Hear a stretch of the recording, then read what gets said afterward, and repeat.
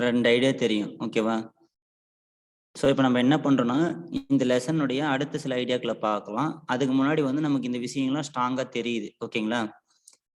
ஒரு மின்கலத்தை குறிக்கிறது எப்படி? 2 பாயிண்ட்ல கரெக்டாக அழகாக சொன்னீங்க. Very good. ஒரு செல் ரெப்ரசன்டேஷன் நான் இப்போ 2, 3 வார்த்தை எழுதுறேன். நம்ம இந்த யூனிட்ல எந்த டாபிக் படித்தாலும் இது தெரியணும். இது தெரியல அப்படின்னா நம்மளால கரெக்டாக பண்ண முடியாது. செல் ரெப்ரசன்டேஷன் அப்படின்னா என்ன? ஓகேங்களா? ஆஃப் செல் ரியாக்ஷன்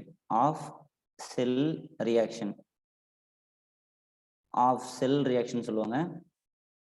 அடுத்தது வந்து டோட்டல் செல் ரியாக்ஷன். இந்த டோட்டல் செல் ரியாக்ஷன் வந்து எப்பயுமே ரெடாக்ஸ் ரியாக்ஷனாக தான் இருக்கும். ரிடக்ஷன் ஆக்சிடேஷன் நடக்கும். இந்த ஆஃப் செல் ரியாக்ஷன் 2 இருக்கும். ஆக்சிடேஷன் ஆஃப் செல் ரியாக்ஷன் இருக்கும், ரிடக்ஷன் ஆஃப் செல் ரியாக்ஷன் இருக்கும். ஓகேங்களா? ஸோ எனக்கு இந்த 4 வேர்டுக்கு மீனிங் தெரிஞ்சால் மட்டும்தான் இந்த யூனிட்ல ஏதாவது நான் புரிஞ்சிக்க முடியும். ஸோ தமிழ் என்ன சொல்லுவீங்க? செல் ரெப்ரசன்டேஷன் அப்படின்னா மின்கலத்தை குறித்தல் அப்படின்னு சொல்லுவாங்க. மின்கலத்தை குறித்தல். அப்ப எனக்கு மின்கலனா என்னன்னு தெரியணும். செல் அப்படின்னு என்ன அர்த்தம்? 2 வகை இருக்கலாம். எலக்ட்ரோ கெமிக்கல் செல், எலக்ட்ரோலிட்டிக் செல். அப்ப மின்கலத்தை குறித்தல் அப்படின்னா நீங்க எலக்ட்ரோ கெமிக்கல் செல் எப்படி ரெப்ரசன்ட் பண்ணணும், மின் வேதியியல் செல்ல எப்படி ரெப்ரசன்ட் பண்ணணும் சொல்லி தருவாங்க. அடுத்தது அரை மின்கல வினை, ஆக்சிஜனேற்ற அரை மின்கல வினை, ஆக்சிஜன் ஒடுக்க அரை மின்கல வினைன்னு சொல்லுவாங்க. ஆஃப் செல் ரியாக்ஷன் அப்படின்னா அரை மின்கல வினை. இது வந்து இடதுபுற அரை மின்கல வினை அப்படின்னா யாரை குறிக்கும்? ஆக்சிஜனேற்ற அரை மின்கல வினையை குறிக்குமா, இல்ல ஆக்சிஜன் ஒடுக்க அரை மின்கல வினையை குறிக்குமா? ஆக்சிஜனேற்றம் சார். ஓகேவா? ஸோ ஏதாவது ஒரு இடத்துல நல்லா தெரிஞ்சுக்கோங்க. ஒன்று இங்கிலீஷ்ல தெரிஞ்சிங்கன்னா அந்த வேர்டில் தெரிஞ்சுக்கோங்க, தமிழ்ல தெரிஞ்சிங்கன்னா அதில் தெரிஞ்சுக்கோங்க. அப்புறம் மொத்த மின்கல வினை அப்படின்னு சொல்லுவாங்க. ஸோ இந்த வேர்டெல்லாம் எனக்கு நல்லா கிளியராக தெரியணும். இதுக்கு யாருக்கு தெரியுது இல்லையோ கால்வானிக் செல்லுக்கு எனக்கு தெரியணும். ஏன்னா இதுதான் என்னுடைய பேஸு. ஓகேங்களா? குறிப்பாக நான் ஒரு ஃபர்ஸ்ட்னு போட்டு இந்த பாயிண்ட் 4 சொல்லியிருக்கேன் இல்லைங்களா? இதுக்கு எக்ஸாம்பிள் வந்து என்ன சார், இதுக்கு எதை எப்படி கண்டுபிடிக்கணும் அப்படின்னா, ஜிங்க்ன்றது சாலிடா இருக்கு, ஜிங்க் 2+ அக்வாஸா இருக்கு, இது வந்து சால்ட் பிரிட்ஜ், இதுதான் செல்லை கம்பைன் பண்றது. காப்பர் 2+ வந்து அக்வாஸா இருக்கு, காப்பர் வந்து சாலிடா இருக்கு, இதுக்கு பேர் செல் ரெப்ரசன்டேஷன். இதுல ஆஃப் செல் ரியாக்ஷன் என்னன்னு தெரியும். ஓகேங்களா? ஸோ ஃபர்ஸ்ட் நமக்கு left hand side right hand side fix பண்ணிட்டேன். லெஃப்ட் ஹேண்ட்ல இருக்கிறவங்க யாரா தான் இருக்கணும்? ஆனோடா கேத்தோடா? Anode sir. ஓகேங்களா? Very good. ஸோ இந்த ஐடியா நமக்கு எப்பயுமே மைண்ட்ல இருந்தா எந்த இதுன்னு புரிஞ்சுக்கலாம். So anode cathode. ஓகேங்களா? இதுக்கு அடுத்த பாயிண்ட் என்ன பண்ணணும் அப்படின்னா, ஆனோடுக்கு சார்ஜ் என்ன? Minus sir. ரைட். இதுக்கு நான் ஒரு ட்ரிக் சொல்லி கொடுத்தேன், அதை ஃபாலோ பண்ணிக்கோங்க. ஆனோட்ல ஃபர்ஸ்ட் ப்ராசஸ் என்ன நடக்கும்? ஆக்சிடேஷன் நடக்கும். கரெக்டா? Yes sir. கேத்தோட்ல என்ன நடக்கும்? Reduction sir. Very good. ஓகேங்களா? அப்ப எனக்கு ஆக்சிடேஷன் ரிடக்ஷன் என்னென்ன தமிழ்ல தெரியும். ஸோ நான் அதை சொல்லலை. ஆக்சிஜனேற்றம், ஆக்சிஜன் ஒடுக்கம். ஸோ இது முதல்ல பேசிக் ஐடியா தெரியும். ஆக்சிடேஷன் என்ன meaning? Loss of electrons. Reduction அப்படின்னா கெயின் ஆஃப் எலக்ட்ரான்ஸ். ரைட். இப்போ இதை வச்சு என்ன சொல்லலாம், இந்த செல் வந்து லெஃப்ட் ஹேண்ட் எலக்ட்ரோட ஏன் இப்படி ரெப்ரசன்ட் பண்றோம், ரைட் ஹேண்ட் சைடை ஏன் இப்படி ரெப்ரசன்ட் பண்றோம் அப்படின்றது நமக்கு ஒரு ஐடியா தெரியும். கரெக்டா? ஸோ இதுக்கு அடுத்த பாயிண்ட் என்னன்னா, representation of electrode. Representation of எலக்ட்ரோட்னு சொல்லுவாங்க. அந்த எலக்ட்ரோடு வந்து லெஃப்டா ரைட்டா? எலக்ட்ரோடுன்றது இந்த லெஃப்ட் ரைட் எல்லாத்தையும் குறிக்கும். லெஃப்ட்ல இருந்தா எப்படி பண்ணணும், ரைட்ல இருந்தா எப்படி பண்ணணும்? ஸோ லெஃப்ட்ல இருந்தா எப்படி பண்ணணும்? ஃபர்ஸ்ட் வந்து மெட்டல், ரெண்டாவது வந்து மெட்டல் அயான். ஓகேங்களா? இப்படியும் சொல்லலாம், இல்லை எலக்ட்ரோலைட் அப்படியும் சொல்லலாம். ஸோ எலக்ட்ரோடு ஃபர்ஸ்ட், அடுத்தது எலக்ட்ரோலைட். ஸோ இந்த மாதிரிலாம் இதுக்கு கொஸ்டின் கேட்டிருக்காங்க நீட்ல. ஓகேங்களா? ஒரு லெஃப்ட் ஹேண்ட் சைடில் எப்படி ரெப்ரசன்ட் பண்ணுவேன், இந்த மாதிரி இருக்கலாம். மெட்டல் ஆர் மெட்டல் அயான், அப்படி இல்லைன்னா எலக்ட்ரோட் ஆர் எலக்ட்ரோலைட். ஸோ எலக்ட்ரோ கெமிஸ்ட்ரியை பொறுத்த வரைக்கும் எலக்ட்ரோட்னா யாரு? Solid sir. Very good. ஏதாவது ஒரு கெமிக்கல் சப்ஸ்டன்ஸ் இன் சாலிட் ஃபார்ம்ல இருந்தா எலக்ட்ரோடு. எலக்ட்ரோலைட் அப்படின்னா அக்வஸ்ல இருக்கு சார். என்னது எலக்ட்ரோலைட்னா? கரைசல் நிலையில இருக்குதுங்க சார். அப்படி சொல்லக்கூடாது. அதாவது எந்த மெட்டல் எடுக்கிறீங்களோ அந்த சால்ட்டை வாட்டர்ல கரைக்கணும். கரைசலா இருக்கிறதுன்னா நம்ம டைரக்டா எடுத்த மாதிரி ஆயிரும். எந்த ராட் எடுக்கிறோமோ அந்த ராடினுடைய சால்ட்டை வாட்டர்ல டிசால்வ் பண்ண அதுக்கு பேர் எலக்ட்ரோலைட். கரெக்டா? இப்ப ஜிங்க் எடுத்து ஜிங்க் சல்ஃபேட் சால்ட்டை வாட்டர்ல கரைக்கிறேன். புரியுதுங்களா நான் சொல்றது? Yes sir. ஓகே. அப்ப ரைட் ஹேண்ட் சைடுல எப்படி பண்றாங்க? இதுக்கு மாத்தி பண்ணுவாங்க. ஃபர்ஸ்ட் எலக்ட்ரோலைட், ரெண்டாவது எலக்ட்ரோட். அந்த ஃபங்க்ஷன்லாம் நமக்கு தெரியும்.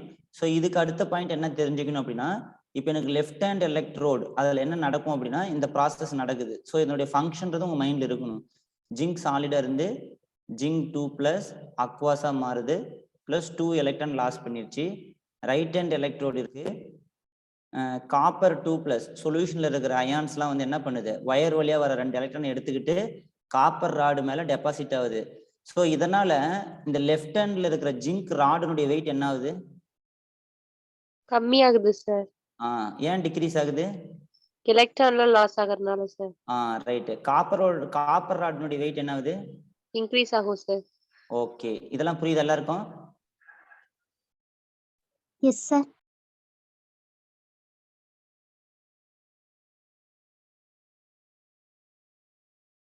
அமைதியா இருக்கீங்களா? இல்ல புரியுதா நான் சொல்றதெல்லாம்? அடுத்தது இப்போ இந்த 2 எலக்ட்ரான் கேன்சல் பண்ணிட்டேன். ரிமைனிங் வந்து பாத்தீங்கன்னா எனக்கு மொத்த மின்கல வினை. ஏன் சார் இந்த மாதிரி 2 ஆஃப் ரியாக்ஷனும் கம்பைன் பண்றீங்க அப்படின்னா, இந்த லெஃப்ட் ஹேண்ட் ஆஃப் செல்லையும் ரைட் ஹேண்ட் எலக்ட்ரோடையும் நீங்க கம்பைன் பண்ணா மட்டும்தான் உங்களுக்கு செல்லு ஃபார்ம் ஆகும். Chemical energy electrical energy convert ஆகும். கரெக்டா? ஸோ அதனால நம்ம என்ன பண்றோம், இது ரெண்டுத்தையும் கம்பைன் பண்ணி எழுதுனாதான் நமக்கு டோட்டல் செல் ரியாக்ஷன் கிடைக்கும்.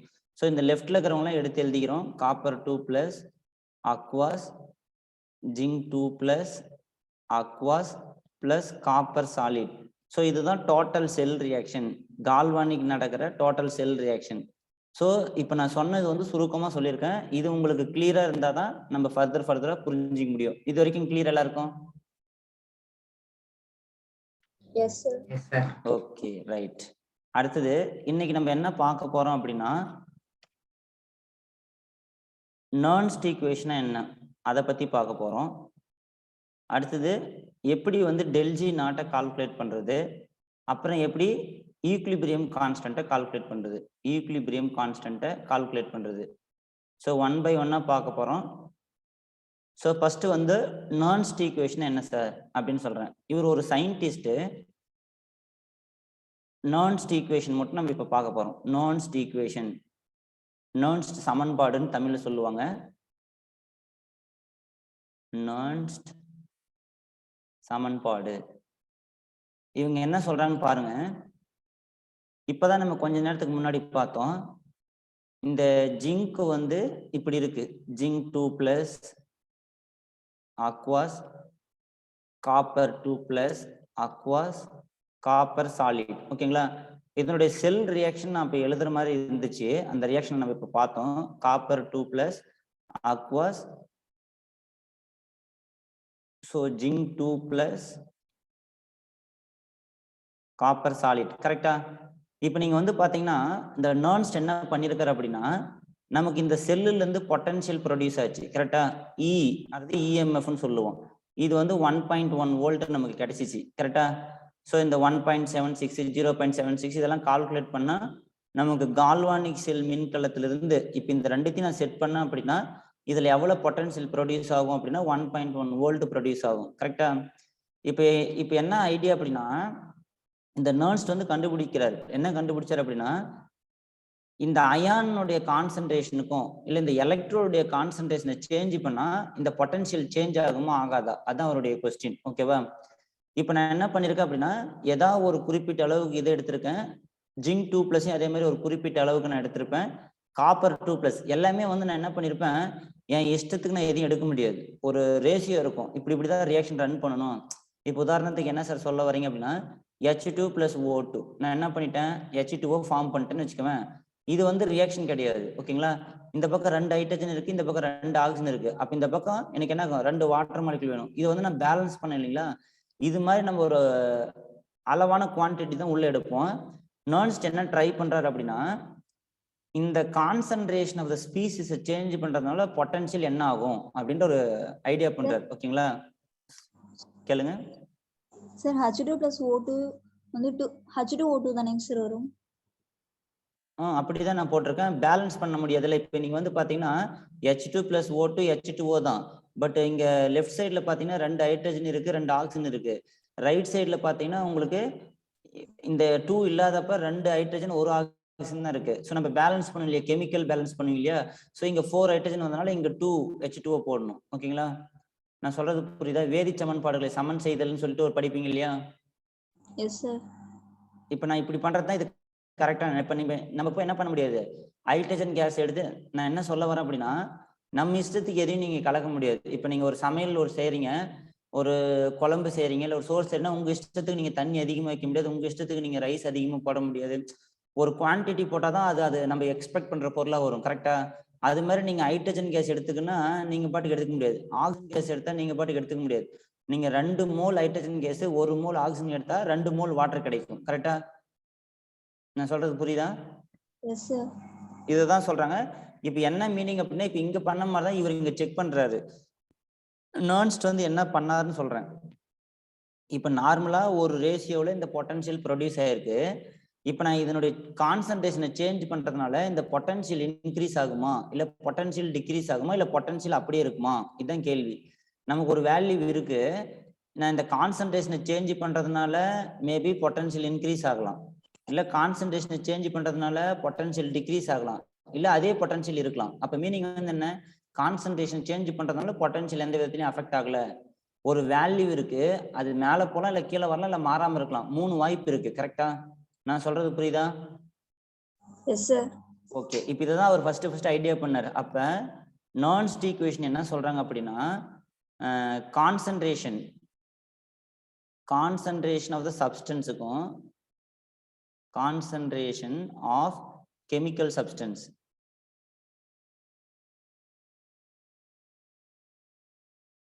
அப்படின்னா யார் யாரு, electrode, electrolyte, left hand side, right hand side சொல்றீங்க இல்லையா. கான்சன்ட்ரேஷன் ஆஃப் கெமிக்கல் சப்ஸ்டன்ஸுக்கும் அண்ட் பொட்டன்சியலுக்கும் இருக்கிற ரிலேஷன்ஷிப்பை தான் ஸ்டடி பண்றாரு. ஓகேவா? ஸோ ரிலேஷன்ஷிப் தொடர்புன்னு அர்த்தம். ரிலேஷன்ஷிப் பிட்வீன், ஓகேங்களா, relationship between concentration of the chemical substance and potential. So அப்போ என்ன சொல்றாங்க, செறிவு, வேதிப்பொருட்களின் செறிவுக்கும் மின்னழுத்தத்துக்கும் இடையான தொடர்பை தான் நர்ன்ஸ்ட் படிச்சாரு. கரெக்டா? தமிழ் எழுதணுமா இல்லை புரிஞ்சுக்குவீங்களா? ஸோ வேதிப்பொருள்களின் செறிவுக்கும், வேதிப்பொருள்களின் செறிவுன்னு என்ன மீனிங் புரியுதா? யாரெல்லாம் இதுல வேதிப்பொருள்? ஜிங்கும் காப்பரும் சார். வேதிப்பொருள்களின் செறிவுக்கும், செறிவுன்றது கான்சன்ட்ரேஷன், செறிவுக்கும் மின் அழுத்தத்திற்கும், இல்லைன்னா நீங்க மின்கல மின் அழுத்தம் கூட சொல்லலாம். ஏன்னா செல் பொட்டன்சியல், மின்கலன் மின் அழுத்தத்திற்கும் இடையான தொடர்பை வருவித்தல். இடையான தொடர்பு பற்றிய படிப்பு தான் நர்ன்ஸ்ட் ஈக்குவேஷன். புரியுதா? ஸோ இது ரொம்ப புரிஞ்சுக்கணும். முதல்ல இதுதான் நர்ன்ஸ்ட் வந்து எய்ம் வந்து என்னன்னா இதுதான் பண்ணியிருக்காரு. நோக்கம் வந்து வேதிப்பொருள்களின் செறிவுக்கும் மின்கல மின் அழுத்தத்திற்கும் இடையான தொடர்பை விளக்குவதே நர்ன்ஸ்ட் சமன்பாடு. கரெக்டா? சரி, இதை சொல்லிட்டோம். அப்ப எப்படி சார் எழுதணும் அப்படின்னா, ஒரு ஈக்குவேஷன் இருக்கு, del G is equal to del G naught minus RT LN Q இப்படின்னு இருக்கு. So minus del G naught minus RT LN கியூன்னு சொல்லிட்டு தெர்மோடைனமிக்ஸ்ல கிப்ஸ் எல்மோல்ஸ் ஈக்குவேஷன் சொல்லுவாங்க. இது நமக்கு தெரிய தேவையில்ல. ஜஸ்ட் இந்த ஈக்குவேஷன்ல இருந்து தான் நமக்கு ஒரு ஈக்குவேஷன் எடுப்பாங்க. ஓகேங்களா? ஸோ என்ன அப்படின்னா, இந்த ஈக்குவேஷன் நமக்கு தெரியணும். என்ன அப்படின்னா NFE நாட். இது ஏன் சார் எழுதுறாங்க அப்படின்னா, சேஞ்ச் இந்த மாதிரி போட்டால் சேஞ்சுன்னு அர்த்தம். தெர்மோடைனமிக்ஸ்ல படிக்கும்போது தெரியும். கெமிஸ்ட்ரியில வந்து ஆர்கானிக்ல இந்த மாதிரி சிம்பிள் போட்டீங்கன்னா ஹீட்டுன்னு அர்த்தம். பிசிக்கல் கெமிஸ்ட்ரியில குறிப்பா தெர்மோடைனமிக்ஸ், கைனடிக்ஸ்ல இந்த மாதிரி ஸ்மால் டெல்லுன்னு சொல்லுவாங்க. இது மாதிரி போட்டால் சேஞ்சுன்னு அர்த்தம். சேஞ்ச் இன் ஃப்ரீ எனர்ஜி அப்படின்றது மைனஸ் NFEன்னு எழுதலாம். ஓகேங்களா? ஸோ அதனால என்ன பண்றாங்க, சேஞ்ச் இன் ஃப்ரீ எனர்ஜிக்கும் பொட்டன்சியலுக்கும் உள்ள ரிலேஷன்ஷிப் நம்ம அடுத்தது படிப்போம். ஸோ பொட்டன்சியல் வந்து சேஞ்ச் இன் ஃப்ரீ எனர்ஜிக்கு இந்த மாதிரி ரிலேஷன்ல இருக்கு. ஸோ அதனால இந்த டெல் ஜின்றதுக்கு பதில் நான் NFEன்னு போட்டுட்டேன். மைனஸ் இப்படி இந்த பக்கம் எடுத்துக்கிட்டேன். Minus del G NFE. Suppose இங்க டெல் ஜி நாட்னு இருந்தால் இங்க E நாட்னு போட்டுக்கிறேன். ஏன்னா 298 கெல்வின் 1 அட்மாஸ்பரிக் ப்ரெஷர்ல பண்றேன்னு அர்த்தம். மீதி அப்படியே இருக்கிறது எழுதிக்கிறேன். Minus RT LN Q. கியூனா என்ன அப்படின்னு கேட்டீங்கன்னா, கியூன்றது வந்து ரியாக்ஷன் கோசன்ட்னு சொல்லுவாங்க. வேதிவினை கோசன்ட் அப்படின்னுவாங்க. Reaction quotient QUTIENT QUOTINT reaction கோசன்ட்னுவாங்க. இது வந்து என்னன்னு படிப்படியாக எக்ஸ்பிளைன் பண்றேன். இப்போ எனக்கு என்ன தேவை அப்படின்னா, இந்த ரியாக்ஷன் கோசன்ட் வந்து ஈக்குலிபிரியம் கான்ஸ்டன்டாகவும் இருக்கலாம். ஸோ இந்த ஈக்குவேஷனை சில மாதிரி மாற்றி எழுதுறேன். EE0 minus RT LN KEQ. Reaction quotient வந்து ஈக்குலிபிரியம் கான்ஸ்டன்டா நம்ம கன்சிடர் பண்ணலாம். இதெல்லாம் உங்களுக்கு ஸ்டெப்ஸ்லாம் தேவையில்லை, புக்லையும் கிடையாது. ஃபைனல் ஈக்குவேஷன் எடுத்துன்னு வரதுக்கு இது கொஞ்சம் புரியும். ஸோ ஈக்குலிபிரியம் கான்ஸ்டன்ட் சமநிலை மாறிலி அப்படின்னு என்ன நான் சொல்றேன். ஸோ இப்போ ஃபைனலாக என்ன தெரியணும் அப்படின்னா,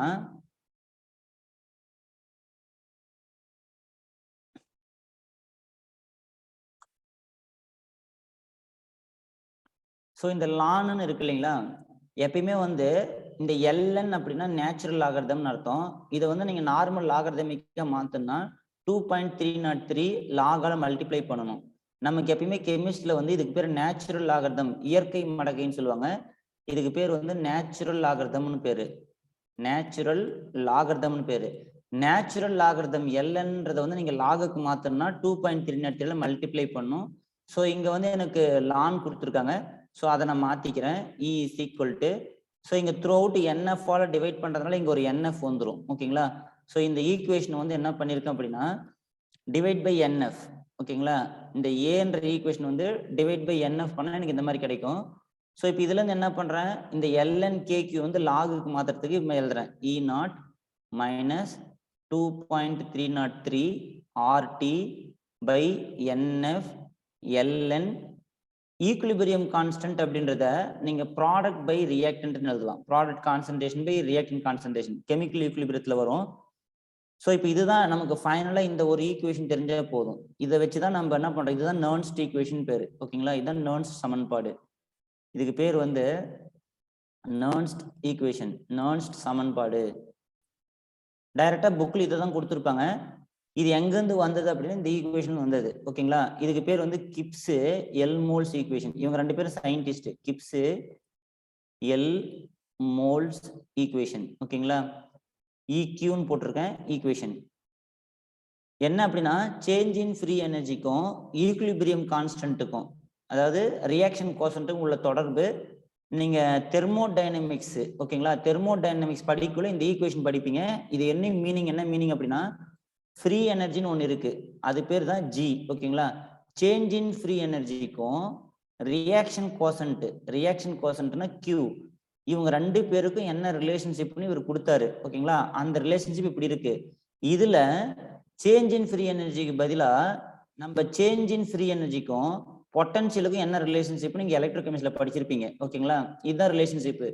change in free energy is equal to minus N. Nன்றது number of electron involve in the process. Fன்றது ஃபாரடே. E0ன்றது அந்த பொட்டன்ஷியல் அட் 298 கெல்வின்.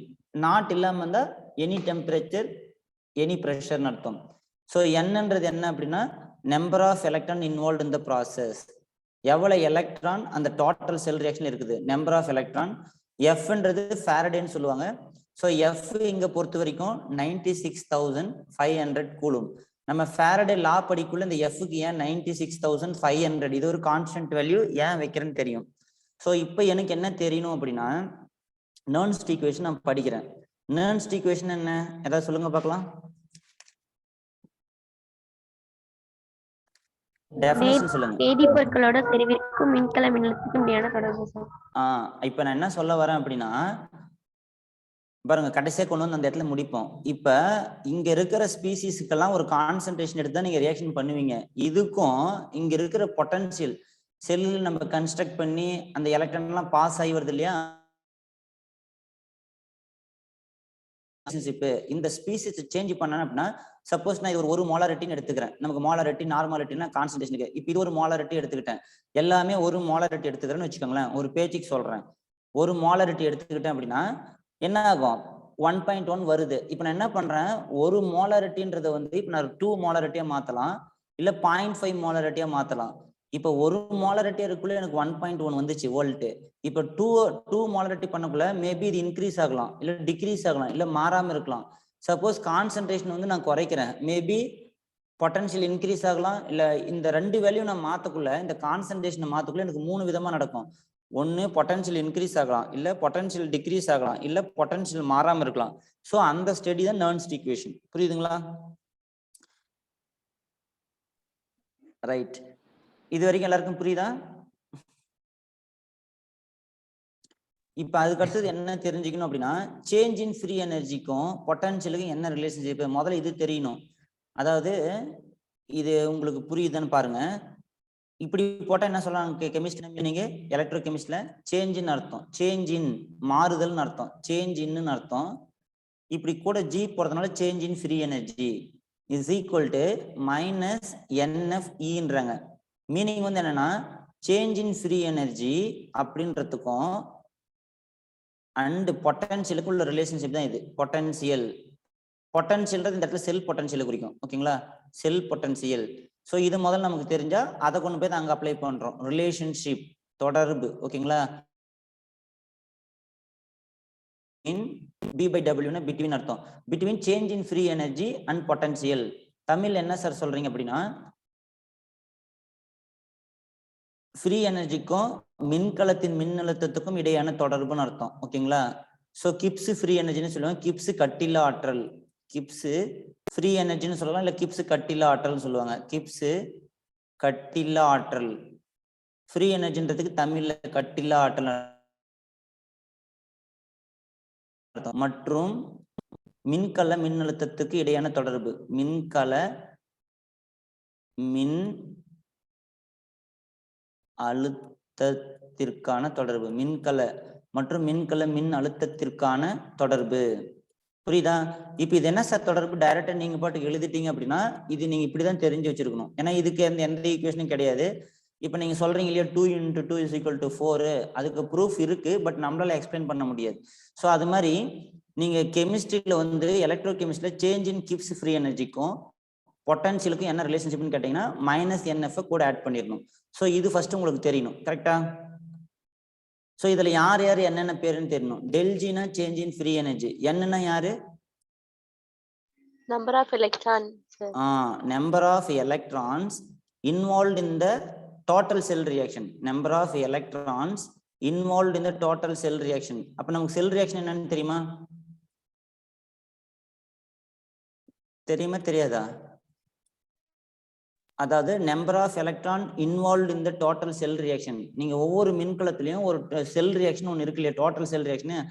அதுல எத்தனை எலக்ட்ரான் லாஸ் ஆயிருக்கு, இல்லை எத்தனை எலக்ட்ரான் கெயின் இருக்குது, அதை பொறுத்து தான் நம்பர் ஆஃப் எலக்ட்ரான். நம்ம ப்ராப்ளம் போடக்குள்ள உங்களுக்கு தெரிஞ்சிடும். எஃப்ன்றது ஒரு கான்ஸ்டன்ட், வேல்யூல 96,500 கூலும். சின்றது கேபிட்டல் சி கூலும். கரெக்டா? இது புரியுதுங்களா? ஸோ என்னன்றது என்ன, எஃப்ன்றது என்ன, இன்றது பொட்டன்ஷியல். எதுல கொடுப்பாங்க? வோல்ட்ல கொடுப்பாங்க. கரெக்டா?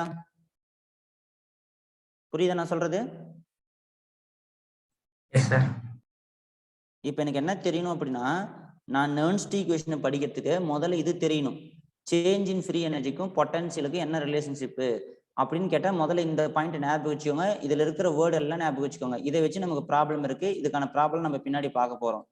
இப்போ உனக்கு வந்து இஎம்எஃப்கான ஃபார்முலான்னு கேட்டா நீ என்ன சொல்லுவ? ரைட் ஹேண்ட் ரிடக்ஷன்னா right hand side minus left hand side sir. Very good. அந்த ஒரு பாயிண்ட், அந்த ரிடக்ஷன் சொல்லக்கூடாது, ரிடக்ஷன் பொட்டன்ஷியலை யூஸ் பண்ணா சார்னு சொல்லணும். கரெக்ட்டுங்களா? அப்ப ரிடக்ஷன் பொட்டன்ஷியல் யூஸ் பண்ண நம்ம அந்த அப்புறம் அந்த ரெண்டு ஃபார்முலா எதுக்கு சார் சொன்னீங்க அப்படின்னா, அது வந்து நம்ம எக்ஸாம்ல டைரக்டா மாத்திட்டாங்க அப்படின்னா அதுக்கு பிராக்டிஸ்க்காக. அதே போல சேஞ்ச் இன் ஃப்ரீ எனர்ஜிக்கும் பொட்டன்ஷியலுக்கு உள்ள ரிலேஷன்ஷிப்புக்கான ஃபார்முலா என்னன்னு கேட்டா என்ன சொல்லுவீங்க? சேஞ்ச் இன் ஃப்ரீ எனர்ஜிக்கும் செல் பொட்டன்ஷியலுக்கும் இடையே உள்ள ரிலேஷன்ஷிப்புக்கான ஃபார்முலா என்ன? ΔG = -NFE. பொட்டன்ஷியலுக்கும் இடையான ஃபார்முலா என்ன? ΔG = -NFE sir. என்னன்னா என்ன, எஃப்னா என்ன, ஈனா என்ன? ஈனா பொட்டன்ஷியல், செல்ல இருந்து ப்ரொடியூஸ் ஆகும். எஃப்ன்றது ஒரு கான்ஸ்டன்ட் வேல்யூ. என்னன்றது டோட்டல் செல் ரியாக்ஷன்ல லாஸ் ஆஃப் எலக்ட்ரான்ல எத்தனை இன்வால்வ் இருக்கு, கெயின் ஆஃப் எலக்ட்ரான் ஏதாவது ஒண்ணு மென்ஷன் பண்ணா போதும். இப்போ உதாரணத்துக்கு கால்வானிக் செல்லுக்கு n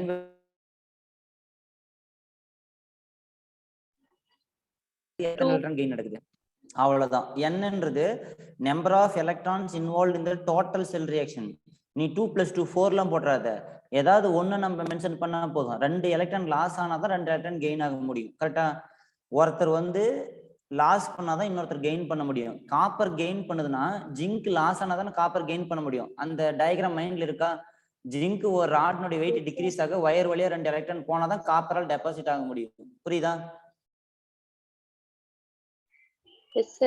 நான் சொல்ல சொல்ல உங்க மைண்ட்ல அதெல்லாம் ஓடினா நல்லா புரியுதுன்னு அர்த்தம். எங்கேயாவது ஸ்ட்ரக் ஆனீங்கன்னா கொஞ்சம் கஷ்டப்படுறீங்கன்னு அர்த்தம். ஸோ இப்போ இது ஒரு பாயிண்ட் புரிஞ்சுதா? சேஞ்ச் இன் ஃப்ரீ எனர்ஜிக்கும் பொட்டன்ஷியலுக்கும் என்ன ரிலேஷன்ஷிப்? யாருக்காவது ஏதாவது டவுட் இருந்தா கேளுங்க. ஏதாவது புரிஞ்சிக்க முடியல, நீங்க சொல்றதுலாம் எங்களுக்கு ஏறல அப்படின்னா சொல்லுங்க. சின்ன டவுட்டா இருந்தா கூட என்கிட்ட கேளுங்க. இது பெரிய கிளியரா? நான்ஸ்டி ஈக்குவேஷன் கண்டுபிடிக்கிறதுக்கு எனக்கு இது தேவை. இதை ஃபர்ஸ்ட் நான் கிளியரா சொல்லிட்டேன். ஸோ இதுல இருக்கிற டேர்ம் என்ன, என்ன யூனிட், பொட்டன்ஷியல்னா வோல்ட், எல்லாம் கிளியரா சொல்லிட்டுனா அடுத்தது போலாமா? ஏதாவது டவுட் இருக்கா? இருக்காது.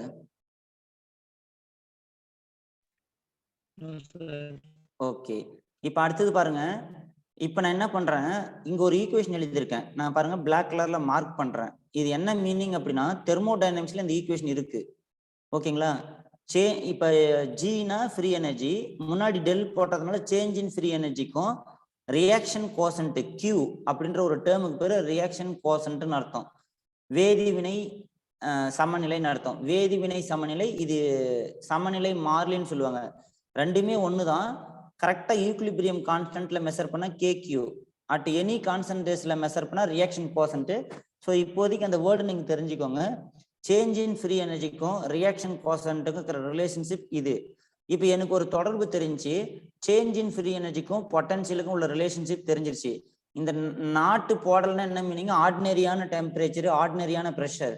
நாட்டு போட்டோம் அப்படின்னா ஸ்டாண்டர்ட் டெம்பரேச்சர் ப்ரெஷர். அப்படின்னா என்ன? 298 கெல்வின் 1 அட்மாஸ்பியரிக் ப்ரெஷர். ஸோ எனக்கு டெல்ஜிக்கு ஒரு வேல்யூ தெரியும், என்எஃப்இ. ஏன்னா இது ஆர்டினரி ஃப்ரீ எனர்ஜின்னு அர்த்தம். இங்க நாட் போட்டதுனால இங்க நாட் போட்டிருக்கேன். ரிமைனிங் எல்லாம் சேம் தான். ஆர்டி எல்என்கியூ அப்படியே போட்டேன். இந்த எல்என் அப்படின்றது என்னன்றது நமக்கு தெரியணும். எல்என் அப்படின்னா அதுக்கு பேர் வந்து நேச்சுரல், இயற்கை மடக்கைன்னு அர்த்தம். இது வந்து லாகர்தமிக் மடக்கைன்னு அர்த்தம். ஸோ நேச்சுரல் லாகர்தமிக்கா இருக்கிறது வந்து நீங்க இது மடக்கைன்னு சொல்லுவாங்க. லாகர்தமிக்கா மாத்தணும் அப்படின்னா 2.303 மல்டிப்ளை பண்ணணும். கரெக்டா? ஸோ அதனால நான் என்ன பண்றேன், டெல்ஜிக்கு பதில் என்எஃப்இ போட்டேன், டெல்ஜி நாட்டுக்கு பதில் என்எஃப்இ நாட் போட்டேன். ஏன் மைனஸ் போடல சொல்லுங்க பார்க்கலாம். மைனஸ் என்எஃப்இ என்எஃப்ஆல ரைட். ஏன்னா இதெல்லாம் உங்களுக்கு தெரியும்.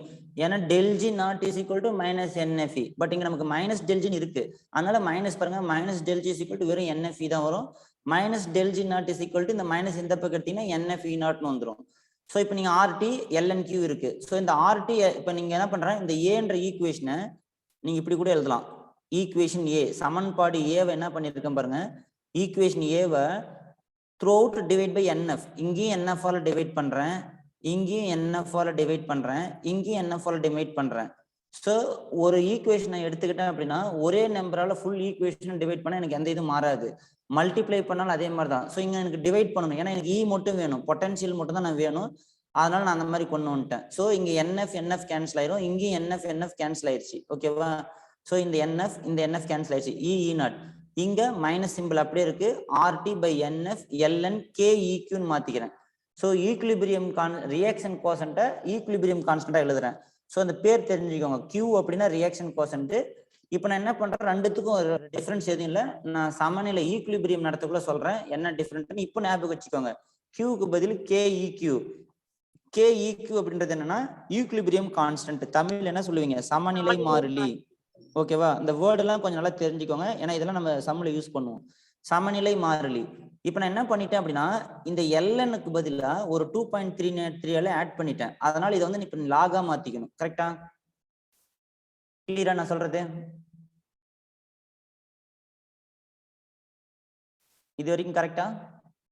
பாருங்க, எல்என் இருக்கு, ஒரு 2.3 மல்டிப்ளை பண்ணா நான் லாகுன்னு எழுதலாமா? இதை மீதெல்லாம் அதே தான் பாருங்க. இ நாட் மைனஸ் ஆர்டி அப்படியே தான் இருக்கு, என்எஃப் அப்படியே தான் இருக்கு. ஏன் 2.303 மல்டிப்ளை பண்ணேன்? லாகா மாத்தணும். இப்போ எனக்கு ஃபைனலா நர்ன்ஸ் சமன்பாடுன்னு என்ன அப்படின்னா இது வந்து எலக்ட்ரோடு ஒரு ஆஃப் செல்லுக்கும் எழுதலாம், நீங்க ஆஃப் செல்னா அரை மின்கலத்துக்கும் எழுதலாம், இல்ல டோட்டல் செல்லுக்கும் எழுதலாம். ஓகேங்களா? எழுதணும் அப்படின்னா E naught minus 2.303 RT by NF log product by reactant, இதுதான் இந்த ஃபார்முலா. ஓகேங்களா? ஸோ இனிமேட்டு இது எப்படி சார் இந்த பொருளுக்கு நீங்க பண்ணீங்க அப்படின்னா பாருங்க, concentration of the product concentration of the reactant என்ன ரிலேஷன்ஷிப் வித் பொட்டன்சியல், நம்ம இதை தான் நம்ம ஸ்டடி பண்ணோம். கரெக்டா? வேதிப்பொருள்களின் செறிவு அது ரியாக்டண்டா இருக்கலாம், ப்ராடக்டா இருக்கலாம்.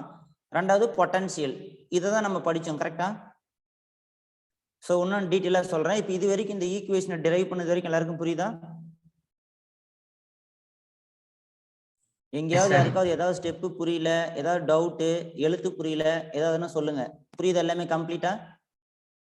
நம்ம டைரக்டா எழுதிடலாம், இதெல்லாம் ஒரு காம்ப்ளிகேட்டட் கிடையாது, டக்குன்னு நீங்க எழுதிடலாம். கிளியரா இது வரைக்கும்?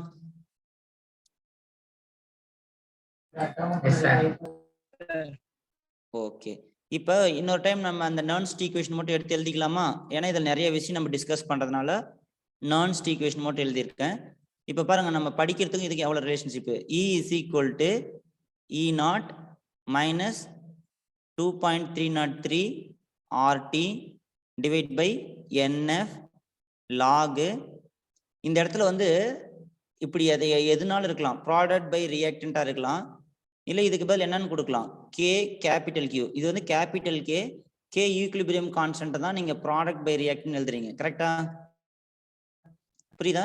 Instead of P by R P by ஆர்ன்றது பதில் கே கியூன்னு கூட கொடுக்கலாம். தப்பு இல்லை தானே?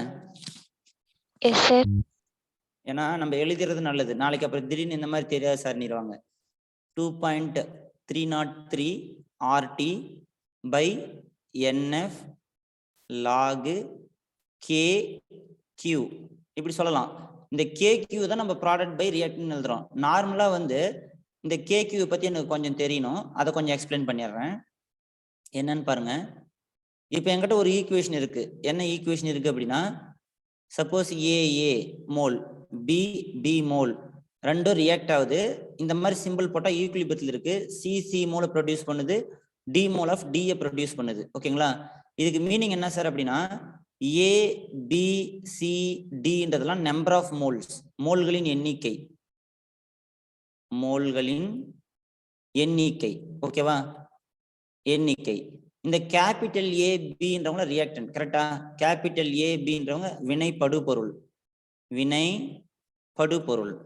கரெக்டா? நான் ஏதாவது மாத்தி சொல்றேன்னா கரெக்டா சொல்றேன்னு பாத்துக்கோங்க. சி டி இவங்களாம் யாரு? விளைபொருள் சார். இப்ப புரியுதா? இப்ப இந்த மாதிரி ஒரு ஈக்குவேஷன் கொடுத்தா 11th படிச்சிருப்பீங்க. இதுக்கு எப்படி சார் கே ஈக்லிபிரியம் கான்ஸ்டன்ட் எழுதுறது? அதாவது சமநிலை மாறிலி, வேதி சமநிலை மாறிலின்னு சொல்லுவாங்க, இல்ல வினை வேக மாறிலின்னு சொல்லுவாங்க. சமநிலை மாறிலி எப்படி எழுதுனா, நீங்க என்ன ஃபார்முலா சொல்றீங்க? Product by reactant. கரெக்டா? ஸோ இந்த கொடுத்துக்கிற ஈக்குவேஷனை பொறுத்த வரைக்கும் ப்ராடக்ட் சிடி தான். அப்ப எப்படி எழுதணும் அப்படின்னா, concentration of product number of moles பவர்ல போட்டுக்கணும். கான்சன்ட்ரேஷன் ஆஃப் ப்ராடக்ட் இந்த ஸ்கொயர் பிராக்கெட் மட்டும் தான் இங்க யூஸ் பண்ணணும், டி மேல போட்டுக்கணும். ஓகேங்களா? Divide by concentration of reactant A, concentration of reactant B power B. So K equilibrium யார் அது எழுதுறது? இந்த மாதிரி ஸ்டூடெண்ட்ஸ். சார் சாரிங்க சார், தம்பி தெரியாம பண்ணிட்டாங்க சார். ஓகே ஓகே, ஒன்றும் பிரச்சனை இல்லை. ஓகே, ஸோ இங்க கவனிங்க. இப்போ என்ன அப்படின்னா சார், அனோட்னு ஒரு ஆப்ஷன் இருக்கும் சார்.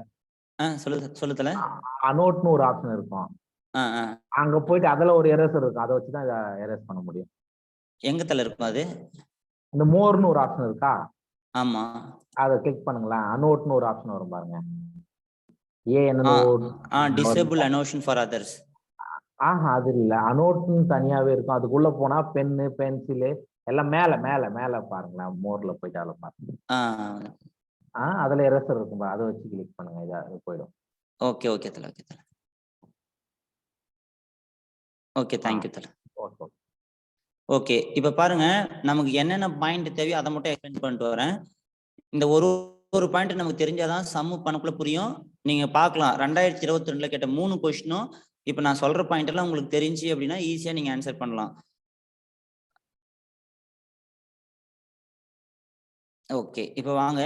இப்போ நான் அந்த கே ஈக்லிபிரியம் கான்ஸ்டன்ட் இப்போ ஒரு ஈக்குவேஷன் இந்த மாதிரி கொடுத்துட்டாங்க அப்படின்னா மோல வந்து பவர்ல போடணும், இந்த மாதிரி ஸ்கொயர் பிராக்கெட்ல அந்த கான்சன்ட்ரேஷனை போடணும். ஓகேங்களா?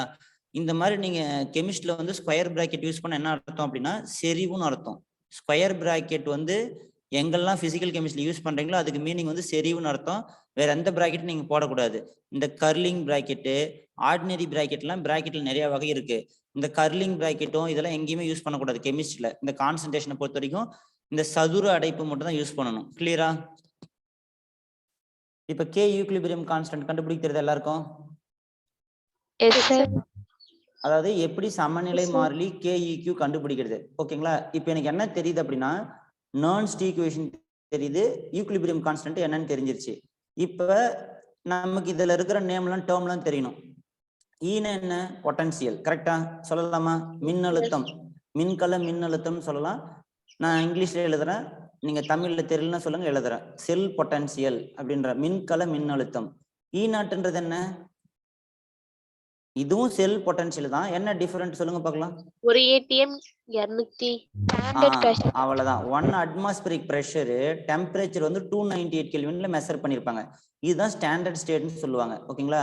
STD அப்படின்னுவாங்க, இல்ல STP ஸ்டாண்டர்ட் டெம்பரேச்சர் பிரஷர் அப்படின்னு சொல்லலாம். ஓகேங்களா? அப்புறம் இந்த ஆர்ன்றது என்ன? Case constant. ஓகேங்களா? ஸோ இதுக்கு வேல்யூ வந்து 8.314 joule per kelvin per mole. ஓகேங்களா? நம்ம PV = NRT ஐடியல் கேஸ் படிப்பீங்க இல்லையா, அதுல வரும் கேஸ் கான்ஸ்டன்ட்னு பேரு, வாயு மாறிலி. ஸோ இந்த இடத்துல இது யூஸ் பண்ணுவோம். 2.303 RT. அடுத்தது என்னன்றது number of electron involve in the total cell reaction. எஃப்ன்றது பேரடே. ஸோ இது வந்து number of electron involve in the total cell reaction. Cell ரியாக்ஷன்ல எத்தனை இது இன்வால்வ் ஆயிருக்கு. எஃப்ன்றது ஃபேரடே, இதுவும் கான்ஸ்டன்ட் 96,500 கூலும். இந்த கே ஈக்லிபிரியத்துக்கு தேவையான concentration of product, concentration of reactant எக்ஸாம்ல கொடுப்பாங்க. கரெக்டா? புரியுதா? கான்சன்ட்ரேஷன் ஆஃப் தி ப்ராடக்ட் என்னன்றது வேல்யூ கொடுப்பாங்க. இப்போ நம்ம ஒரு ப்ராப்ளம் போடுவோம் அடுத்தது, அப்போ உனக்கு தெரிஞ்சிடும். அப்போ எனக்கு நான்ஸ்ட் ஈக்குவேஷன்ல இப்போ என்னன்னு புரியுதா? இது வரைக்கும் கிளியரா? Yes sir. ரைட். இப்போ இதுல ஒரு சின்ன பாயிண்ட் டிஸ்கஸ் பண்ணதும் நம்ம அடுத்தது ப்ராப்ளத்துக்கு போயிடலாம்.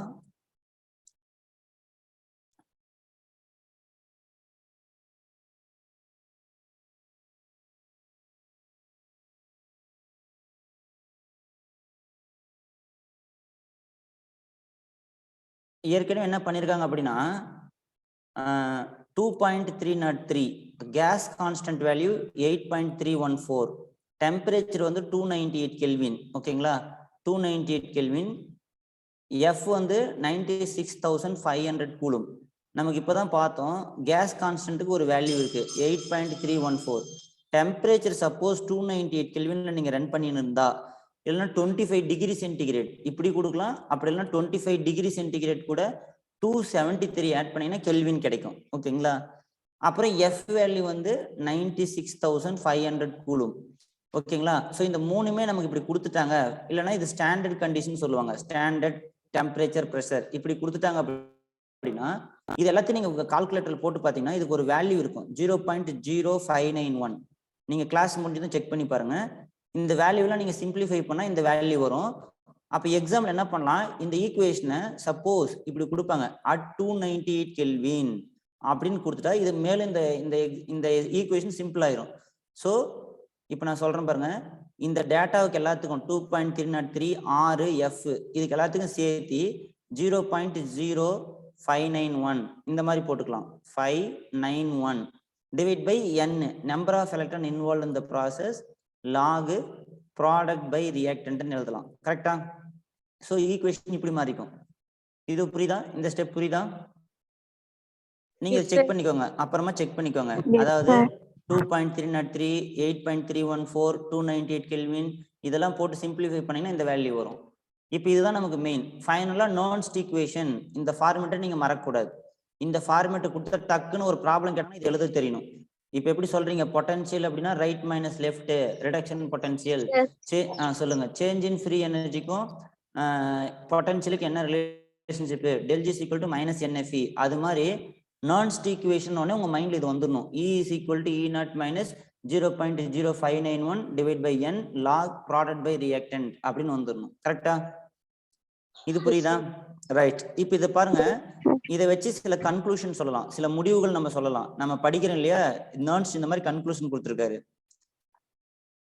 ரியாக்டன்ட்டுக்கும் பொட்டன்ஷியலுக்கும் என்ன ரிலேஷன்ஷிப்னு பாருங்க அதை மட்டும் நான் எழுதுறேன் ரியாக்டன்ட் வந்து -1 அதாவது பொட்டன்ஷியல் வந்து ரியாக்டன்ட்டுக்கு இன்வர்ஸா இருக்கு வித் மைனஸ் சைன் இருக்கு புரியுதா சப்போஸ் இதுக்கு எக்ஸ்பிளைன் பண்றதுக்கு முன்னாடி நான் பேசுறதுங்க நல்லா புரியுதா பாருங்க ரியாக்டன்ட் இருக்கு இல்லையா இங்க வந்து கீழே டினாமினேட்டர்ல இருக்கு ஓகேங்களா அதுவும் எப்படி இருக்கு லாகர்தமிக் டினாமினேட்டர்ல இருக்கு ஸோ இப்போ எனக்கு வந்து என்ன ஆகும் அப்படின்னா சப்போஸ் நான் இப்படி கொடுத்துருக்கேன் E வந்து 1/r அப்படின்னா R இன்க்ரீஸ் பண்ணீங்கன்னா E டிக்ரீஸ் ஆகும் கரெக்டா அதான meaning concentration of the reactant increase பண்ணா பொட்டன்ஷியல் டிக்ரீஸ் ஆகும் ஏன்னா இதுக்கு பேர் வந்து எதிர்விகித தொடர்புன்னு சொல்லுவாங்க கரெக்டா எஸ் சார் நான் பேசுறது நல்லா புரிஞ்சுக்கணும் இதெல்லாம் வந்து நீட்ல ப்ராப்ளமா கேட்பாங்க தெரியல சார் அப்படின்னு பயந்துக்காதீங்க ரொம்ப சிம்பிளா இருக்கும் அழகா கவனிங்க புரியும் இப்போ நான் எழுதிக்கிற ரிலேஷன்ஷிப் நல்லா நோட் பண்ணுங்க இது ஒரு ட்ரிக் இதுல தானே கொஸ்டின் கேட்டிருக்காங்க எந்த மின்கலமா இருந்தாலும் சரி ரியாக்டனுடைய கான்சன்ட்ரேஷனை இன்க்ரீஸ் பண்ணா பொட்டன்ஷியல் டிக்ரீஸ் ஆகும் நான் இப்ப கொடுத்துக்கிற இங்க எழுதினுக்கிற நோட்டேஷனை வச்சு அதானே மீனிங் இதுக்கு ஒரு ப்ளூ கலர் டிக் அடிக்கிறேன் பாருங்க இதுக்கு அதானே மீனிங் கரெக்டா எஸ் சார் பட் ஆனா எனக்கு என்ன இருக்கு அப்படி இல்லை எப்படி இருக்கு அப்படின்னா E is equal to minus இருக்கு 1/r இருக்கு கரெக்டா அப்ப மீனிங் வந்து என்னன்னா இதை நீங்க இன்க்ரீஸ் பண்ணீங்க அப்படின்னா இங்க சைன் இருக்கிறதுனால இதுவும் இன்க்ரீஸ் ஆகும் நேர்விகித தொடர்புன்னு அர்த்தம் கரெக்டா இன்க்ரீஸ் ஆனா டிக்ரீஸ் ஆகணும் பட் மைனஸ் சைன் இன்வர்ஸ் அல்லனா நீங்க இப்படி சொல்ல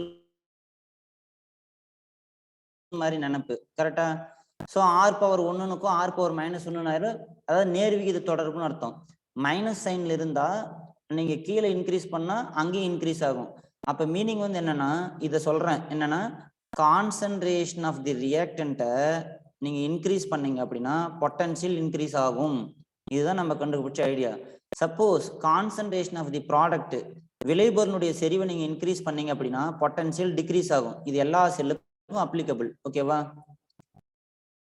புரியுதா நான் சொல்றது ஸோ இந்த concentration term minus sign with potential அப்படின்னா மீனிங் என்ன வினை படுபொருளினுடைய செறிவை நீங்க சேஞ்ச் பண்ணீங்க அப்படின்னா பொட்டன்ஷியல் இன்க்ரீஸ் ஆகும் கரெக்டா இப்ப நம்ம கிட்ட எப்பயுமே ஒரு செல்லுல ரியாக்டர்னு ஒருத்தர் இருப்பாங்க ப்ராடக்ட்னு ஒன்று இருப்பாங்க இந்த ரியாக்டனுடைய கான்சன்ட்ரேஷனை நீங்க சேஞ்ச் பண்றீங்க இன்க்ரீஸ் பண்ணீங்க டிக்ரீஸ் பண்றீங்கன்னா என்ன ஆகும் பொட்டன்ஷியல் எப்படி ஆகும் இதுக்கு என்ன பண்றீங்களோ சப்போஸ் கான்சன்ட்ரேஷன் இன்க்ரீஸ் பண்ணா பொட்டன்ஷியல் இன்க்ரீஸ் ஆகும் கான்சன்ட்ரேஷனை டிக்ரீஸ் பண்ணா பொட்டன்ஷியல் டிக்ரீஸ் ஆகும் அதே சப்போஸ் ப்ராடக்ட் கான்சன்ட்ரேஷன் வந்து பாத்தீங்கன்னா நேர்த்தகவுல இருக்கு ஓகேங்களா so potential directly related with concentration of P minus sign இருக்கு அப்ப என்ன மீனிங் அப்படின்னா ஆப்போசிட்ல இருக்குதுன்னு அர்த்தம் ஸோ ப்ராடக்ட் கான்சன்ட்ரேஷன் இன்க்ரீஸ் பண்ணீங்கன்னா பொட்டன்ஷியல் டிக்ரீஸ் ஆகும் கரெக்டா ஸோ இந்த ரெண்டு கன்க்ளூஷனும் புரியுதா உனக்கு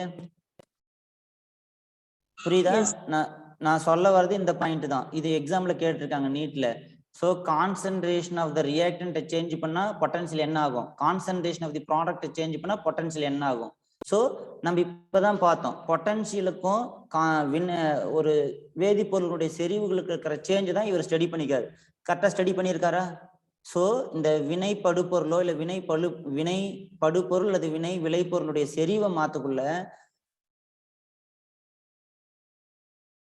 அந்த ஸ்டடி அவர் பண்ணது கரெக்டா அந்த ஈக்குவேஷன்ல தெரியுதா இந்த E0ன்றது ஸ்டாண்டர்ட் கண்டிஷன்ல இருக்கிற மின்னழுத்தம் என்னன்றது எவ்வளவு எலக்ட்ரான் இன்வால்வ் இருக்கு இப்ப புரியுதா நம்ம சொன்னோம்ல படிச்சோம்ல ஒரு ஸ்டேட்மெண்ட் வேதிப்பொருட்களின் செறிவுக்கும் மின்கல மின்னழுத்தத்திற்கும் இடையான தொடர்புன்றது கரெக்டா அப்ளை ஆகுதா இதுல புரியுதா நான் சொல்றது ஓகே இப்ப யாராவது ஒருத்தர் சொல்லுங்க பார்க்கலாம் இந்த ஈக்குவேஷனுடைய கன்க்ளூஷன் என்ன சொல்லுது கான்சன்ட்ரேஷன் ஆர் அம்புகுறி போட்டுக்கிறீங்க ஈக்கு அம்புகுறி போட்டுக்கிறீங்க இத யாராவது சொல்லுங்க பார்க்கலாம் என்ன சொல்ல வராங்க இதுல இது வந்து ஒரு ட்ரிக் சொல்லுங்க ரியாக்ஷன் அதிகரிச்சுச்சுன்னா ஈயும் அதிகரிக்கும் சார் பொட்டன்ஷியலும் ரைட் அடுத்தது வெரி குட். ப்ராடக்ட் அதிகரிச்சிச்சுன்னா பொட்டன்ஷியல் வந்து கம்மியாகும் sir. Very good. Suppose product decrease ஆச்சுன்னா பொட்டன்ஷியல் அது இன்க்ரீஸ் ஆப்போசிட். சார். ஏன் அந்த மாதிரி நடக்குது சொல்லுங்க பார்க்கலாம். இப்போ இந்த மாதிரி எப்படி கண்டுபிடிச்சீங்க? சைன் மாதிரி இருக்கு சார் அதனால. Very good. எல்லாருக்கும் புரியுதா? ஸோ இப்போ ப்ராடக்ட் டிக்ரீஸ் பண்ணனா என்ன ஆகும்? பொட்டன்ஷியல் இன்க்ரீஸ் ஆகும். ஸோ சப்போஸ் ரியாக்டன்ட்டுடைய கான்சன்ட்ரேஷனை டிக்ரீஸ் பண்ண அப்படின்னா பொட்டன்ஷியல் டிக்ரீஸ் ஆகும். Okay,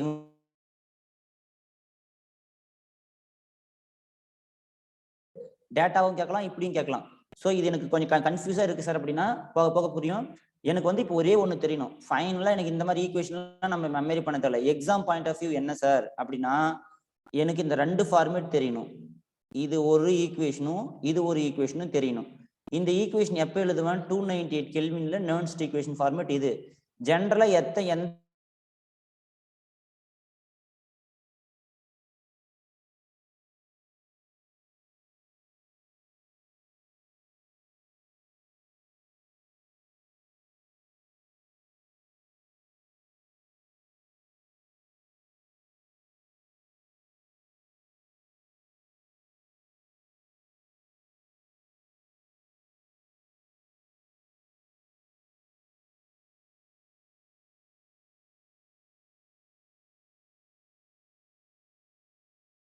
E is equal to E0 minus 0. Suppose 298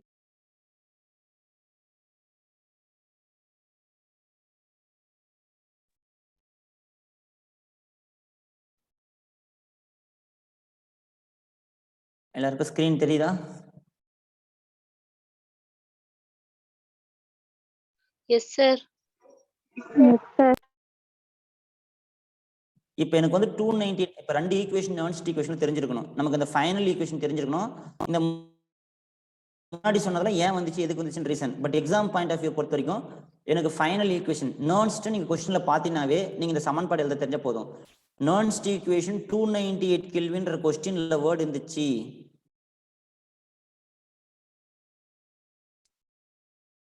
புரியுதுங்களா? 298 கெல்வின்ற வார்த்தை இருந்துச்சு அப்படின்னாவே இந்த ஈக்குவேஷன் எழுதுங்க. சப்போஸ் கொஸ்டின்ல 298 கெல்வின் இல்லாம வேற ஏதாவது ஒரு கெல்வின் கொடுக்குறாங்க அப்படின்னா இந்த ஈக்குவேஷன்ல டெம்பரேச்சர் சப்ஸ்டியூட் பண்ணி நீங்க அந்த மாதிரி ஆன்சர் பண்ணணும். கரெக்டா? அதுக்கான டேட்டா எல்லாம் அந்த கொஸ்டின்ல கொடுத்துருவாங்க. இப்போ நெர்ன்ஸ்ட் ஈக்குவேஷன் என்னன்னு உங்களுக்கு புரியுதா? Yes sir.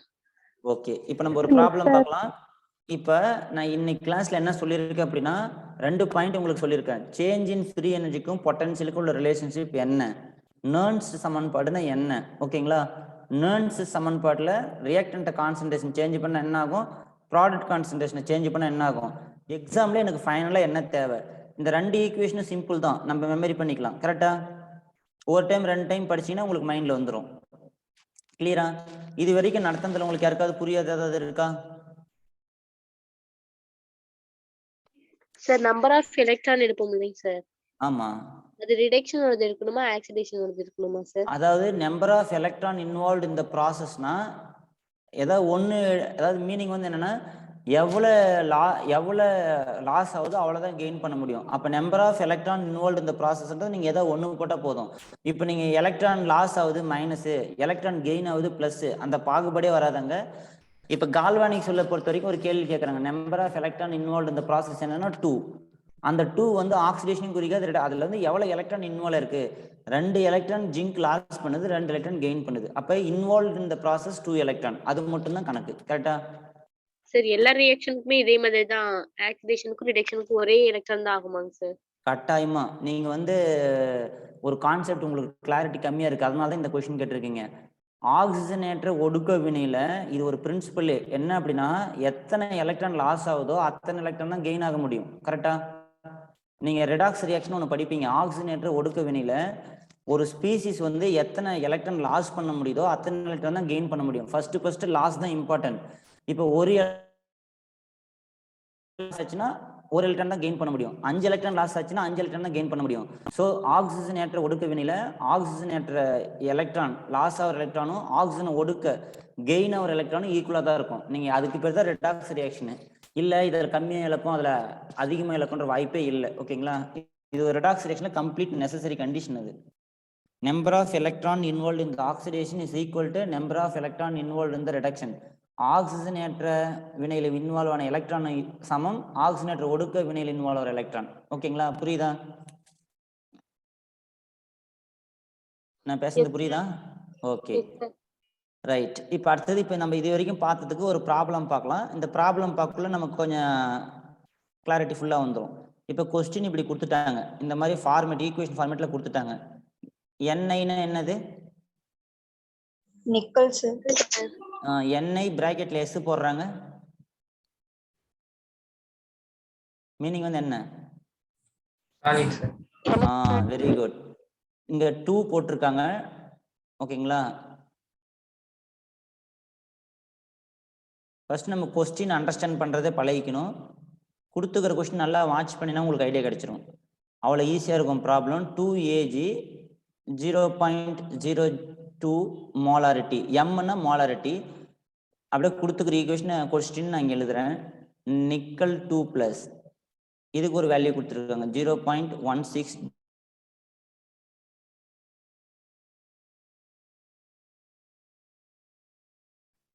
எஸ்ன்னு கொடுத்துருக்காங்க.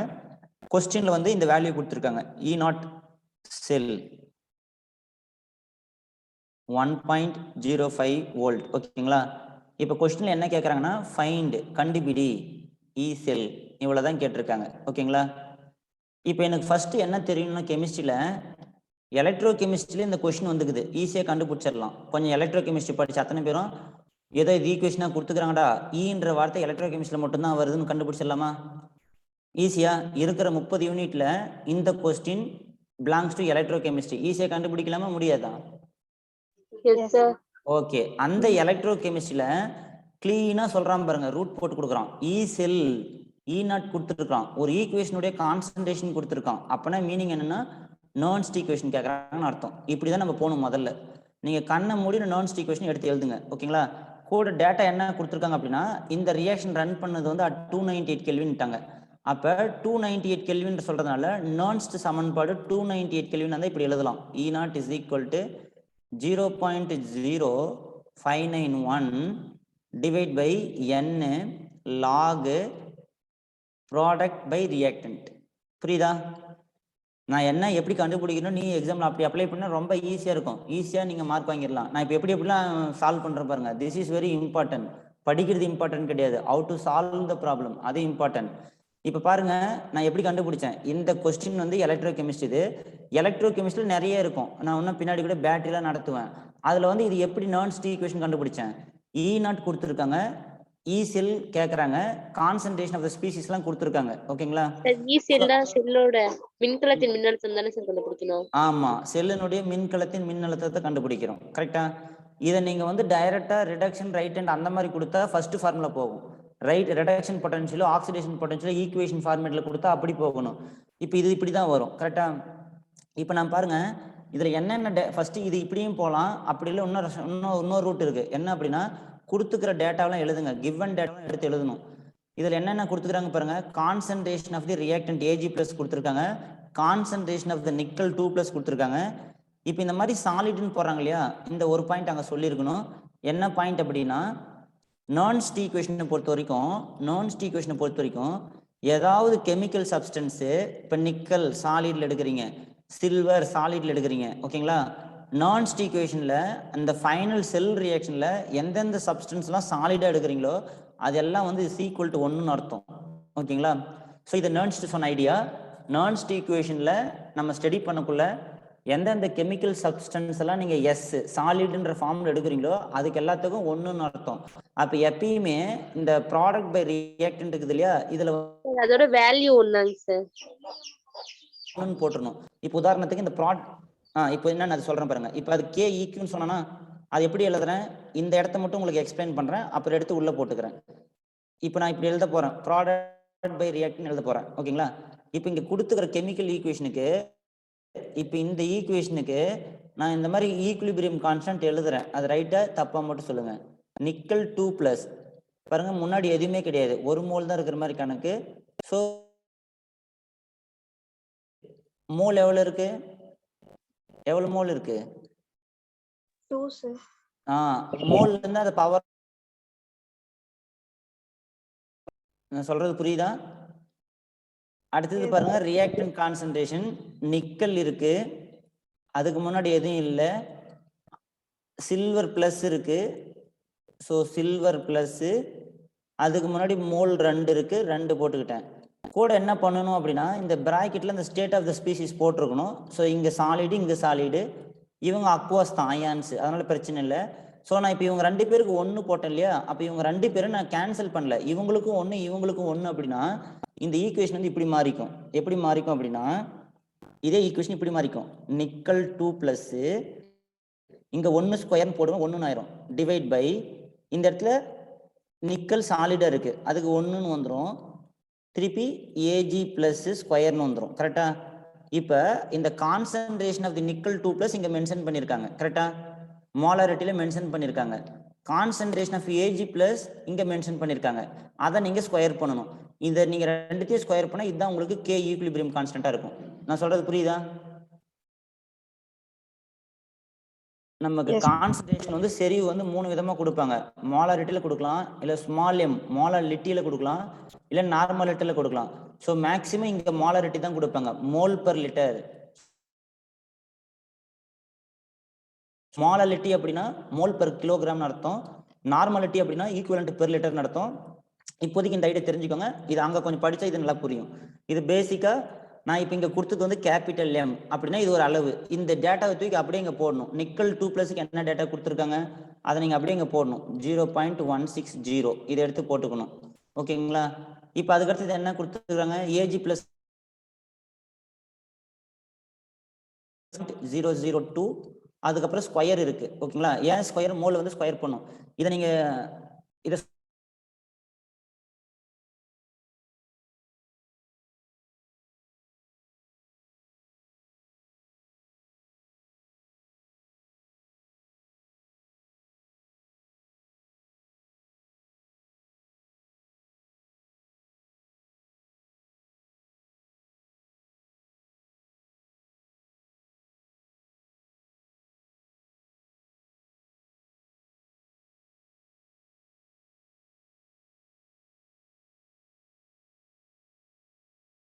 பாத்தீங்கன்னா என்னன்றதுக்கு என்ன, இது chemical equation.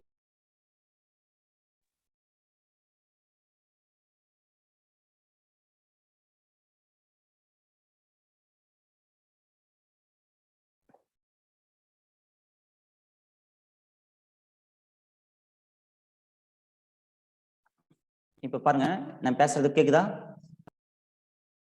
Yes sir. Okay, இப்போ நான் என்ன கேக்குறேன், இப்போ இந்த கே ஈக்விலிபிரியம் கான்ஸ்டன்ட் இது வரைக்கும் போட்டது புரியுதுங்களா? 0.160 டிவைட், இது வரைக்கும் புரியுதா? ஜஸ்ட் இந்த கே ஈக்விலிபிரியம் கான்ஸ்டன்ட் மட்டும் நான் உங்களுக்கு தனியா கண்டுபிடிச்சு சொல்லியிருக்கேன். இப்போ அடுத்தது நீங்க வந்து கேட்டீங்கன்னா, நான் இந்த n கண்டுபிடிக்கிறேன் இல்லைங்களா, nன்றது ஃபார்முலா இருக்குது, நம்பர் ஆஃப் எலக்ட்ரான், அப்புறம் E0 வேல்யூ தெரியணும். ஓகேவா? n எப்படி கண்டுபிடிக்கலாம் அப்படின்னா, லெஃப்ட் ஹேண்ட் சைட்ல நிக்கல் இருக்கு, ரைட் ஹேண்ட் சைட்ல நிக்கல் 2 பிளஸ் மாறிடுச்சு. அப்படின்னா எப்படி, நிக்கல் கரெக்டா? ஆமாவா இல்லையா? நான் பேசுறது புரியுதா? லெஃப்ட் ஹேண்ட் சைட்ல நிக்கல் இருக்கு, ரைட் ஹேண்ட் சைட்ல நிக்கல் 2 பிளஸ் மாறுறாங்க. எலக்ட்ரான் லாஸ் ஆன லெஃப்ட் ஹேண்ட் சைடுல இருப்பாங்க. ரைட் ஹேண்ட் சைடுல ஒரு ஏஜி பிளஸ் வந்து ஒரு எலக்ட்ரான் அக்செப்ட் பண்ணா ஏஜியா மாறும். பாருங்க, ஏஜி பிளஸ்ஸா இருக்கிறது எப்படி மாறுறாங்க, ஏஜி இருக்கிறதுனால 2 ஏஜி பிளஸ் 2 எலக்ட்ரான் அக்செப்ட் பண்ணி 2 ஏஜியா மாறுது. கரெக்டா? அப்ப total number of electron involve in the process n கண்டுபிடிக்க தெரியுதா? சோ n வேல்யூ கண்டுபிடிச்சிட்டோமா? Yes sir. பேசுறதுல புரியுதா? சோ p சொல்லுங்க. சோ n வேல்யூ கண்டுபிடிச்சிட்டேன். ப்ராடக்ட் கான்சன்ட்ரேஷன், ரியாக்டிங் கான்சன்ட்ரேஷன்ல சாலிட் சப்ஸ்டன்ஸ்க்கு 1, ரிமைனிங்க்கு அவங்க கொடுத்துக்கிற கொடுத்துருக்காங்க. இந்த செல்லினுடைய E0 1.05. ஓகேங்களா? சோ இது எல்லாத்தையும் நான் எடுத்து இங்க சப்ஸ்டிட்யூட் பண்ணா எனக்கு ஆன்சர் கிடைச்சிரும். கரெக்டா? கெமிஸ்ட்ரியை பொறுத்த வரைக்கும் ரொம்ப ப்ராப்ளம்லாம் ரொம்ப சிம்பிள். ஓகேங்களா? அப்படின்னா எந்த ஃபார்முலா, அதுவும் ஒரு யூனிட்டுக்கு வந்து கொஞ்சம் கம்மி ஃபார்முலா தான், நல்லா நமக்கு ஐடியா தெரிஞ்சு கான்செப்ட் கிளாரிட்டியா இருந்தோம்னா ஈஸியா போடலாம். இப்ப பாருங்க, இ இருக்கு. இ நாட் வேல்யூ கொஸ்டின்லயே கொடுத்துருக்காங்களா? எவ்வளவு கொடுத்துருக்காங்க? 1.05 கொடுத்துருக்காங்களா இல்லையா? புரியுதா புரியலையா? Yes sir. இங்க கீழே ஸ்பேஸ் இல்ல, அதனால இங்கே போடுறேன். ஸோ இங்கே ஓகேங்களா? ஏன்னா இது 298 கெல்வின் அவங்களே மென்ஷன் பண்ணிட்டாங்க. என்னன்றது வேல்யூ என்ன? நம்பர் ஆஃப் எலக்ட்ரான் இன்வால்வ் இந்த ப்ராசஸ் என்ன? 2 சார்.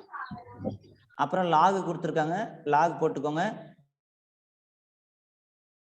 வந்து நம்ம ஏற்கனவே பார்த்திருக்கோம். இப்போ நீங்க பாத்தீங்கன்னா ப்ராடக்ட்ல யாரு இருக்கா? நிக்கல் 2+. நிக்கல் 2+ உடைய கான்சன்ட்ரேஷன் எவ்வளவு கொடுத்துருக்காங்க? 0.160. கரெக்டா? Yes sir. அதே மாதிரி ரியாக்டன்ட்ல Ag+ ஸ்கொயர் பண்ணணும். ஸோ அவங்க கான்சன்ட்ரேஷன் வந்து 0.002 ஸ்கொயர் பண்ணிக்கணும். ஸோ இந்த டேட்டா எல்லாத்தையும் இப்போ இது வரைக்கும் பாருங்க, E0 கொடுத்துருக்காங்க, ஃபார்முலா 0.059 NF, அதாவது நம்பர் ஆஃப் எலக்ட்ரான் இன்வால்வ் இந்த ப்ராசஸ், அப்புறம் K ஈக்குலிபிரியம் கண்டுபிடிச்சோம். இதெல்லாம் சிம்பிளிஃபை பண்ணி போட்டீங்க அப்படின்னா உங்களுக்கு ஆன்சர் வந்து நீங்க ஒர்க் அவுட் பண்ணி பாருங்க. அப்புறம் 0.91 வோல்ட் வரும். ஓகேவா? ஸோ அப்போ மீனிங் வந்து என்னன்னா, இந்த கான்சன்ட்ரேஷன்ல இவ்வளவு வோல்ட் ப்ரொடியூஸ் ஆகுதுன்னு அர்த்தம். ஓகேங்களா? இது புரியுதா? சார் லாக் சொல்லுங்க சார். அது நான் பின்னாடி இப்ப எனக்கு டைம் வந்து 7:15 ஆயிடுச்சு. ஸோ நான் நெக்ஸ்ட் கிளாஸ்ல இருந்து இந்த லாக் எடுக்கிற மெத்தடு, ஆன்டி லாக்லாம் சொல்லி தரேன். இது எப்படி மாத்தணும் என்ன ஏதுன்ட்டு. இல்ல அப்படின்னா உங்களுக்கு டைம் பர்மிட் பண்ணா சார் எடுக்கட்டுமா அப்படியே ஒரு 10 நிமிஷம்?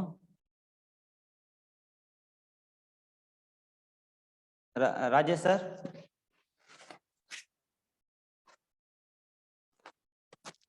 ஆக்சுவலி என்ன அப்படின்னா நம்ம நெக்ஸ்ட் கிளாஸ்ல பார்க்கலாம். ஏன்னா அடுத்தது ஜுவாலஜி யாராவது வெயிட் பண்ணுவாங்க. இது அடுத்த டைம் இங்க இருந்து சொல்லுங்க. லாக் எப்படி தலை இது எடுக்கலாம். ஒரு 10 மினிட்ஸ் அந்த லாக் கேக்குறாங்க, அதை எப்படி எக்ஸ்பிளைன் பண்ணலாமா? இல்ல சொல்லிக்கிறேன். இப்போ உதாரணத்துக்கு வந்து பாத்தீங்கன்னா, இப்போ நம்ம எடுத்துக்கலாம் அந்த டேட்டாவைங்க. இ இருக்கு, E0 இருக்கு, minus 0.0591 n log product by reactant. இதுதான் நம்ம பார்த்தோம். இப்போ இதில் கொடுத்துக்கிற டேட்டா படி பார்த்தீங்கன்னா அந்த E0 வேல்யூ வந்து 1.05 கொடுத்துருப்பாங்க. 0.0591 ஃபார்முலா இருக்கு. இந்த இடத்துல இன்வால்வ் ஆன எலக்ட்ரான் 2 லாக் அந்த ப்ராடக்ட்னுடைய கான்சன்ட்ரேஷன் வந்து பார்த்தீங்கன்னா நம்ம அந்த ஃபுல் ஈக்குவேஷன் எழுதுக்குள்ள நிக்கல் 2+ தான் வரும். Concentration divide by Ag+ square. So இதனுடைய கான்சன்ட்ரேஷன் வந்து அங்கே மென்ஷன் பண்ணியிருப்பாங்க ஈக்குவேஷனில் 1.05. கொஸ்டின்லேயும் அப்படி தான் கொடுப்பாங்க. ஓகேங்களா? ஸோ லாகு இதுக்கு அடுத்தது இங்கே என்ன கொடுத்துருக்காங்க? 0.160 டிவைட் பை இங்கே ஒரு வேல்யூ 0.02 ஸ்கொயர். இப்போ என்னுடைய பாயிண்ட் என்னன்னா, இந்த லாக் வேல்யூ மட்டும் எனக்கு தெரியல. ஓகேங்களா? இதுக்கு என்ன சார் பண்றது? இப்போ பாருங்க, இந்த பார்ட் எனக்கு தெரியல. கரெக்டா? இந்த பார்ட்டை நான் கால்குலேட்டர் கிடையாது, இந்த பார்ட்டை மட்டும் நான் இங்கே போடுறேன். So log 0.160 divide by 0.002 square. ஓகேவா? இதான் கொடுத்துருக்காங்க. ஃபர்ஸ்ட் நான் ஸ்கொயர் பண்ணிக்கிறேன். லாகு 0.16 0 ஒன்றும் பிரச்சனை இல்லை, லாஸ்ட் டிஜிட் 0 வந்து விட்டுடலாம். இதை நீங்கள் ஸ்கொயர் பண்ணீங்க அப்படின்னா 0.004ன்னு வந்துடும். கரெக்டா? நீங்கள் மல்டிப்ளை பண்ணிங்கன்னா உங்களுக்கு 4 வந்துடும். ஸோ இதையும் வந்து உங்களுக்கு இப்படியே பண்ணலாம், இல்லை இதை நீங்கள் சிம்பிளிஃபை பண்ணியும் பண்ணலாம். இதை நீங்கள் என்ன பண்ணலாம், பிரிச்சுக்கணும். ஃபர்ஸ்ட் வந்து லாக் a பை பின்னு இருந்தால் நீங்கள் எப்படி எழுதுவீங்க? லாக் a மைனஸ் லாக் பின்னு எழுதலாம். இந்த லாக்ல ஒரு 4 ஃபார்முலா இருக்கும், அதை நீங்கள் ஞாபகம் வச்சுக்கணும். இது ஒரு ஃபார்முலா. அடுத்தது லாக் a பவர் பின்னு இருந்தால் இந்த b முன்னாடி வரும், b லாக் a. மேக்ஸிமம் இந்த 2 ஃபார்முலா அடிக்கடி யூஸ் பண்ணுவாங்க. இப்போ நான் ஃபர்ஸ்ட் ஃபார்முலா யூஸ் பண்ணி இதை பிரித்து எழுதுறேன். Log 0.16 minus log 0.004. இங்கே டெசிமல் அடிக்க தெரிஞ்சு அடிக்கலாம், இல்லை எனக்கு கன்ஃபியூஸ் ஆகுதுன்னா இப்படி நீங்கள் பண்ணுங்க. நமக்கு எப்படி கன்வீனியன்ட்டாக இருக்கோ அந்த அளவுக்கு நீங்கள் கொண்டு போயிட்டே இருக்கலாம். இப்போ இது பிரிச்சது புரியுதா? இது லாக் a பை b ஃபார்மேட்ல இருக்கு, log a minus log b. இது வரைக்கும் கிளியரா? இப்ப சார் ஸ்கொயர் பண்ணா 0.0060 வந்து அதுக்கப்புறம் 4 வருது சார். நீங்க நார்மலா பண்ணுங்க. இதுதான் ஸ்கொயர். 002 இருக்கு, 0.002. எப்படி உங்களுக்கு இதை ஸ்கொயர் பண்ணுங்க? 4 0 மல்டிப்ளை பண்றது தான். இருக்கிற டிஜிட்லாம் பாருங்க, இங்க 4 டிஜிட் இருக்கு, 4 0 போட்டுக்கோங்க. அதுக்கப்புறம் 3 டைம் 0 போட்டுக்கோங்க. நீங்க கால்குலேட்டர்ல எப்படி போறீங்கன்னு தெரியல. ஸோ இந்த மாதிரி தான் வரும் 4 0 0 0 0 0. இங்க 3 இங்க 3 6 டைம் தள்ளி புள்ளி வைக்கணும். 1 2 3 4 5 6. ஓகேங்களா? ஸோ அப்போ நமக்கு வந்து இத்தனை டிஜிட் தள்ளி வைக்கணும். ஓகேங்களா? 0.044. இப்போ நான் இப்படி போட்டது தப்பு தான். ஸோ இங்க இத்தனை டிஜிட் தள்ளி போட்டிருக்கணும். ஸோ இது இப்போ இந்த மெத்தட் ஆர்டினரி மெத்தட் தானே. எத்தனை டிஜிட் இருக்கோ இங்க 3 டிஜிட் இங்க 3 டிஜிட் இருக்கு. ஸோ 4 இதுல 3. ஸோ 0 பாயிண்ட் எத்தனை சைபர் வரணும்? 4 0 0 0 வந்து அதுக்கப்புறம் 4 வருது சார். எத்தனை 50வா? 0 பாயிண்ட் வச்சுட்டு அதுக்கப்புறம் 50 வந்து அதுக்கப்புறம் 4 வருது. ரைட், அது பார்த்துக்கோங்க கரெக்டா. 0.0 அதுக்கப்புறம் இருங்க வர ஒரு நிமிஷம்.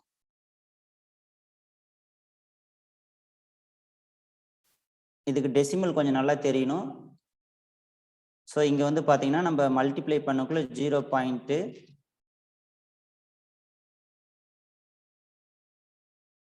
ஓகே. அப்ப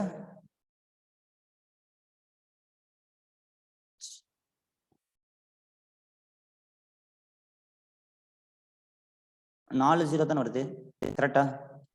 1 2 3 4 5 அதுல 6 சரி, இன்னொரு 0 பக்கத்துல இருக்கு 3 sir. 4 5 6. Right okay. Right.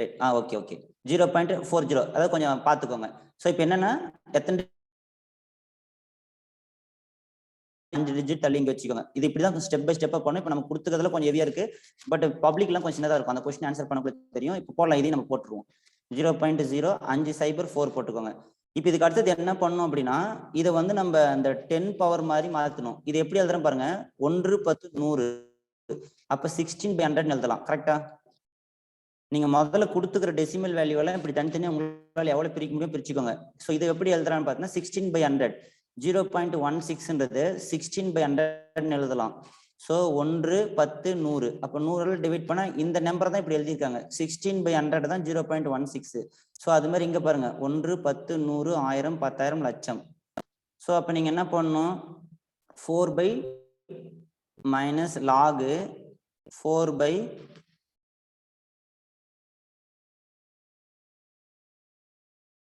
1 2 3 4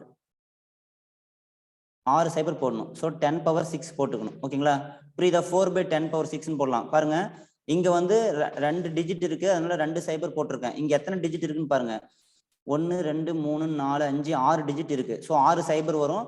so அதுக்கு தகுந்த மாதிரி நீங்க பார்த்துக்கோங்க. ஓகேங்களா? இந்த மாதிரி மாத்திடணும். இப்போ இதுக்கப்புறம் நமக்கு ரொம்ப ஈஸி. ஸோ இதுக்கப்புறம் என்ன பண்ணணும்? இதை நீங்க திருப்பி A/P மெத்தட்ல இருக்கு. இது மேல இப்படி மாத்தி எழுதணும். இந்த டெசிமல்லாம் நம்ம கொஞ்சம் கொஞ்சம் ப்ராக்டிஸ் பண்ண வந்துடும். ஸோ log 16 மைனஸ் log 100 எழுதலாமா? திருப்பி A/P மெத்தட்ல தான் இருக்கு. கரெக்டா? அப்புறம் இதை எப்படி மாத்திரம் பாருங்க. log 4ன்னு எடுத்து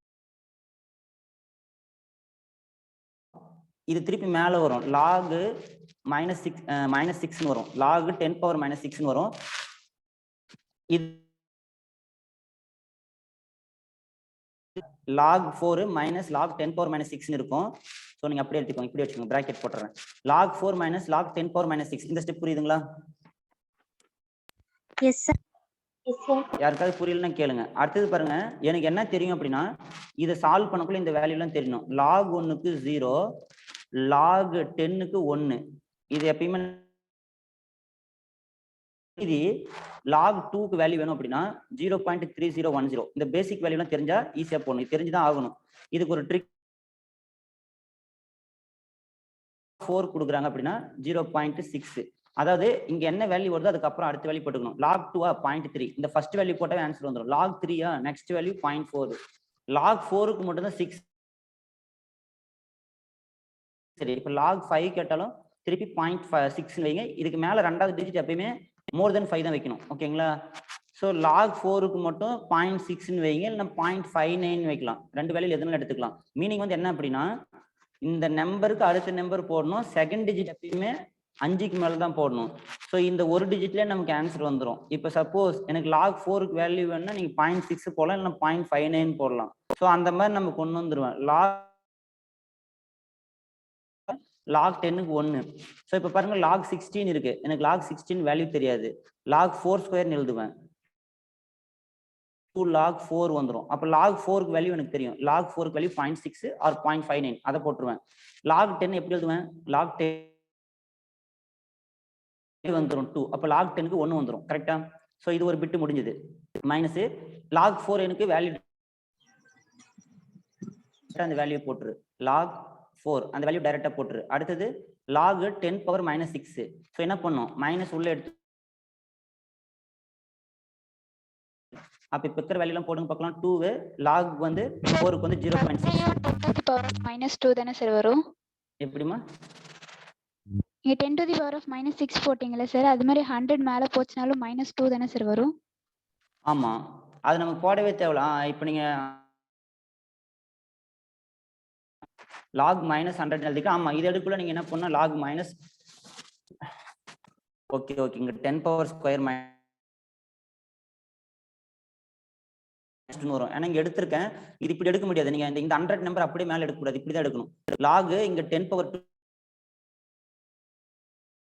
2 அப்படியே தூக்க முடியாது, பவர் தான் மேல எடுக்க முடியும். ஸோ இங்க log 10 பவர் -2 வந்துருக்கணும். ஸோ இங்க வந்து உள்ள வந்தா +2 வந்துடும். இப்படி நம்பரை நீங்க எடுக்க முடியாது. புரியுதுங்களா? log 16 மைனஸ் log 100 கிடையாது. இந்த பவர்ல இருக்கிறத நீங்க தூக்க முடியும், ஒரு நம்பர் தூக்க முடியாது மேல. ஓகேங்களா? ஓகே. ஸோ இப்போ இதுக்கு அடுத்தது என்ன பண்ணணும் அப்படின்னா, இப்போ இதெல்லாம் புரியுதா? log 4க்கான வேல்யூ போட்டேன். log இந்த -2 முன்னாடி வந்தா ஃபார்முலா படி போடுறேன். 2 log 10 வந்துடும். log 10க்கு 1. அப்போ 0.6 × 2 இது ஒரு பிட் வந்துடும். அதுக்கப்புறம் மைனஸ் வந்து 0.6. ஸோ இதுக்கு வந்து இந்த திருப்பி முன்னாடி வந்தால் +6 ஆயிரும். ஸோ log 10க்கு 1 ஆயிரும். ஓகேங்களா? ஸோ இப்போ இந்த ரெண்டு வேல்யூ நீங்கள் ஆட் பண்ணி போடுங்க. 0.6 × 2ன்னு வரும். கரெக்டாக மல்டிப்ளை பண்ணு. மைனஸ் இங்கே 6.6ன்னு வந்துடும். கரெக்டா? ஸோ இது வந்து 6 2 12 5.2 மைனஸ் வேல்யூ அதிகமாக இருக்குது, -6.6. ஸோ 4 இது 1. ஸோ -1.4 வரும். ஓகேங்களா? புரியுதா நான் சொல்றது? ஸோ இந்த லாக்ல இருக்கிற லாக்ல கேக்யூன்றதுக்கு பதில் -1.4ன்னு இருக்கு. ஓகேங்களா? ஸோ இந்த மைனஸ் எடுத்துட்டு log 1.4க்கு என்ன வேல்யூ நம்ம அதை போட்டுற வேண்டியதுதான். ஓகேங்களா? ஸோ log 1.4க்கு எப்படி சார் வேல்யூ? மைனஸ் முன்னாடி வச்சுக்கோங்க. ஸோ log 1.4க்கான வேல்யூ என்ன அப்படின்னா log 2ன்னு வச்சுக்கலாம், இல்லை 1.5ன்னு வச்சுக்கலாம். So log 2 0.3010. ஓகேங்களா? log 1க்கு வேல்யூ 0. ஸோ அப்போ நம்ம வந்து 0.3ன்னு எடுத்துக்கலாம். ஓகேங்களா? அதாவது இது என்ன மீனிங் அப்படின்னா 4னா 6ன்னு வச்சு அந்த மாதிரி போடலாம், இல்லை log நெக்ஸ்ட் ஹோல் நம்பர் எடுத்துக்கணும். இப்போ 1க்கும் 2க்கும் இடையில இருக்குதுன்னா இப்போ 1.4 அப்படின்னா இது 5க்கு மேலே போயிடும் போது 2 கன்சிடர் பண்ணிக்கலாம். கன்சிடர் பண்ணீங்கன்னா இந்த வேல்யூ வந்துடும் 0.30 வேல்யூ தான் அந்த சிம்பிளிஃபை பண்ணா வர வேல்யூ. இது முன்னாடி மைனஸ் போட்டுக்கணும், -0.3010. புரியுதா? மெயினா வந்து இந்த லாகை எப்படி சால்வ் பண்ணணும்னு கேட்டீங்க, 10 பவர்ல மாத்திக்கோ. 10 பவர்ல மாத்தி நமக்கு தெரிஞ்ச இந்த வேல்யூக்குள்ள தான் கொண்டு வரணும். log 1ல இருந்து 10 வரைக்கும். ஓகேங்களா? இந்த 10க்கு வந்து 1ன்னு வரும், log 1க்கு 0ன்னு வரும். இது மட்டும் டிஃப்ரெண்டா இருக்கும். மீது எல்லாம் வந்து எந்த நம்பருக்கு நீங்க லாக் பார்க்கணுமோ பாயிண்ட் அந்த நம்பர்னுடைய நெக்ஸ்ட் நம்பர். இப்போ 3னா 0.4 நெக்ஸ்ட் டிஜிட் நீங்க போடணும்னு விருப்பப்பட்டீங்கன்னா 5க்கு மேல போடணும், 0.48 இல்ல 0.47. 5க்கு மேல தான் போடணும் இந்த second digit. log 5 next digit 6. இந்த ரெண்டாவது டிஜிட் எப்பயுமே மோர் தென் 5 போட்டீங்கன்னா உங்களுக்கு ஆன்சர் கரெக்டா இருக்கும். ஸோ இந்த மாதிரி போற ஆன்சர் அப்ராக்சிமேட்டா தான் உங்களுக்கு எக்ஸாம்ல கொடுப்பாங்க, அது கரெக்டா வந்துடும். கரெக்டா? ஸோ இந்த பார்ட்டை சால்வ் பண்ணிட்டோம். அப்புறம் அந்த பார்ட்டுக்கான வேல்யூ இங்க போடுங்க, -0.3010. ஸோ அதுக்கப்புறம் இதை நீங்க சிம்பிளிஃபை பண்ணுங்க. இந்த மைனஸ் உள்ள எடுத்துட்டு போங்க, பிளஸ் ஆயிரும். இதெல்லாம் சிம்பிளிஃபை பண்ணி போட்டா உங்களுக்கு ஆன்சர் ஃபைனலா வந்து 0.91 வோல்ட் வரும். கரெக்டா? ட்ரை பண்ணி பாருங்க. ஆன்சர் எல்லாம் நம்ம நெக்ஸ்ட் கிளாஸ்ல டிஸ்கஸ் பண்ணலாம். ஸோ மெத்தட் வந்து லாகரிதமிக் இப்படிதான் போடணும். இந்த ரெண்டு ஃபார்முலா தான் நம்ம திரும்ப திரும்ப யூஸ் பண்றோம். புரியுதா? அதுக்கப்புறம் லாக் இந்த ட்ரிக் வந்து இதுதான். லாக்ல வந்து 1 to 10 up to log 1 to 5 number தெரியணும். 1 to 10 வரைக்கும் உனக்கு லாக்ல எப்படி போடணும்னு தெரியும். இப்போ உதாரணத்துக்கு லாக் டேர்ம் கொடுத்துட்றாங்க. ஓகேங்களா? 1 2 3 4 5 6 7 8 9 10. நீங்க போய் லாக் டேபிள்ல பாத்தீங்கன்னா இந்த வேல்யூலாம் இருக்கும். இதுக்கு 0 இருக்கும், இதுக்கு 0.3010. கால்குலேட்டர்ல போட்டு பாருங்க. இதுக்கு 0.44372. நமக்கு 4 வந்தா போதும். இதுக்கு வந்து 0.59 அப்படி இருக்கும். இதுக்கு 0.65 அந்த மாதிரி வரும். எல்லாமே நெக்ஸ்ட் டிஜிட்டில் தான் வேரி ஆகும். 0.79 இதுக்கு வந்து பாத்தீங்கன்னா 0.89, இதுக்கு பாத்தீங்கன்னா 0.95. இந்த ரெண்டாவது டிஜிட் நீங்க எந்த நம்பர்னாலும் போட்டுக்கலாம். முதல் நம்பர் வந்து அதிகமா இருக்கும். ஸோ இதுக்கு அரௌண்ட் 0.99 வரும். 1 அப்ராக்சிமேட்டா 1க்கும் லாக் 10க்கு 1 வந்துடும். கரெக்டா? ஸோ நமக்கு இந்த 5 வரைக்கும் வரதுக்கு தகுந்த மாதிரி மாத்தினா போதும், நமக்கு ஆன்சர் வந்துடும். இந்த 10 ரொம்ப ரொம்ப முக்கியம். Log 10 value 1. ஸோ இந்த ட்ரிக் தெரிஞ்சு அப்படின்னா உனக்கு என்ன மாதிரி தெரியும். இப்போ எனக்கு லாக் 16க்கு வேல்யூ தெரியல அப்படின்னா நீ இதுக்கு என்ன இருப்ப, இதுக்கு என்ன பண்ணிடக்கூடாது, 16 நெக்ஸ்ட் நம்பர் 0.17 இப்படி போட்டுறாது. ஓகேவா? இது என்ன பண்ணணும், நான் லாக் 4 ஸ்கொயர்னு மாத்தணும். 2 முன்னாடி கொண்டு வந்துடணும். 2 லாக் 4. லாக் 4க்கு வேல்யூ என்னன்னு பாரு, 0.59. அப்ப 2 into 0.59. ஓகேங்களா? இந்த செகண்ட் டிஜிட் போட்டாலும் ஃபர்ஸ்ட் டிஜிட்ல உங்களுக்கு ஆன்சர் வந்துடும். ஸோ 0.5 அப்படின்னா 1.10. ஸோ 100 வேல்யூ அந்த இடத்துக்கு போட்டீங்கன்னா உங்களுக்கு ஆன்சர் வந்துடும். கரெக்டா? புரியுதா நான் சொல்றது? ஸோ இந்த ஐடியா தெரிஞ்சுக்கிட்டு இதை எடுத்து போய் சிம்பிளிஃபை பண்ணோம். மெயினா நாங்க இங்க என்ன சார் கத்துக்கணும் அப்படின்னா, ஒரு டெசிமல்ல எப்படி வந்து 10 பவர் பேஸ்ல எழுதுறதுன்னு தெரிஞ்சா மட்டும்தான் இந்த இடத்துல சால்வ் பண்ண முடியும். கரெக்டா? புரிஞ்சுதா? ஏதாவது டவுட் இருக்கா இது வரைக்கும்? சொல்லுங்க. இந்த சம்க்கு என்னங்க சார் ஆன்சர்? 0.91 வோல்ட். ஃபைனலா உங்களுக்கு வந்து 0. ஸோ இது ஃபுல்லா சால்வ் பண்ணீங்க அப்படின்னா இங்க பாருங்க, இந்த ஃபைனலா எப்படி இருக்கு அப்படி ஆன்சர்னா இந்த மாதிரி வருதா பாருங்க. இ செல் 1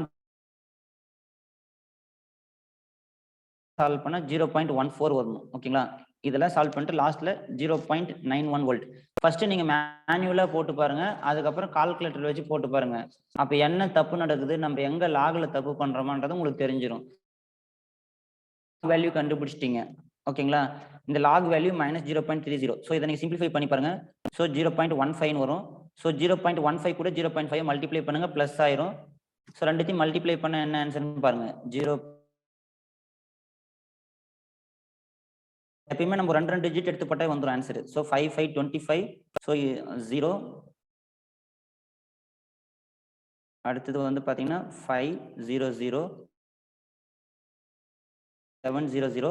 ஸோ 4 டிஜிட் தள்ளி புள்ளி வைக்கணும். ஸோ 0.007 வருது. ஓகேங்களா? 0.007 வருது. ஓகே, பட் ஆனா இங்க வந்து 0.14 தான் வரணும். அப்ப எங்க மிஸ்டேக் நடந்திருக்கு. ஸோ நீங்க கால்குலேட் பண்ணி பாருங்க, 0.14 வரணும். ஓகேங்களா?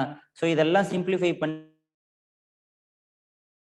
0.002 ஸ்கொயர் இதனுடைய லாக் வேல்யூ எடுத்தீங்கன்னா திருப்பி இதே மெத்தட் லாக் 10 பவர் பேஸ்ல வரும்.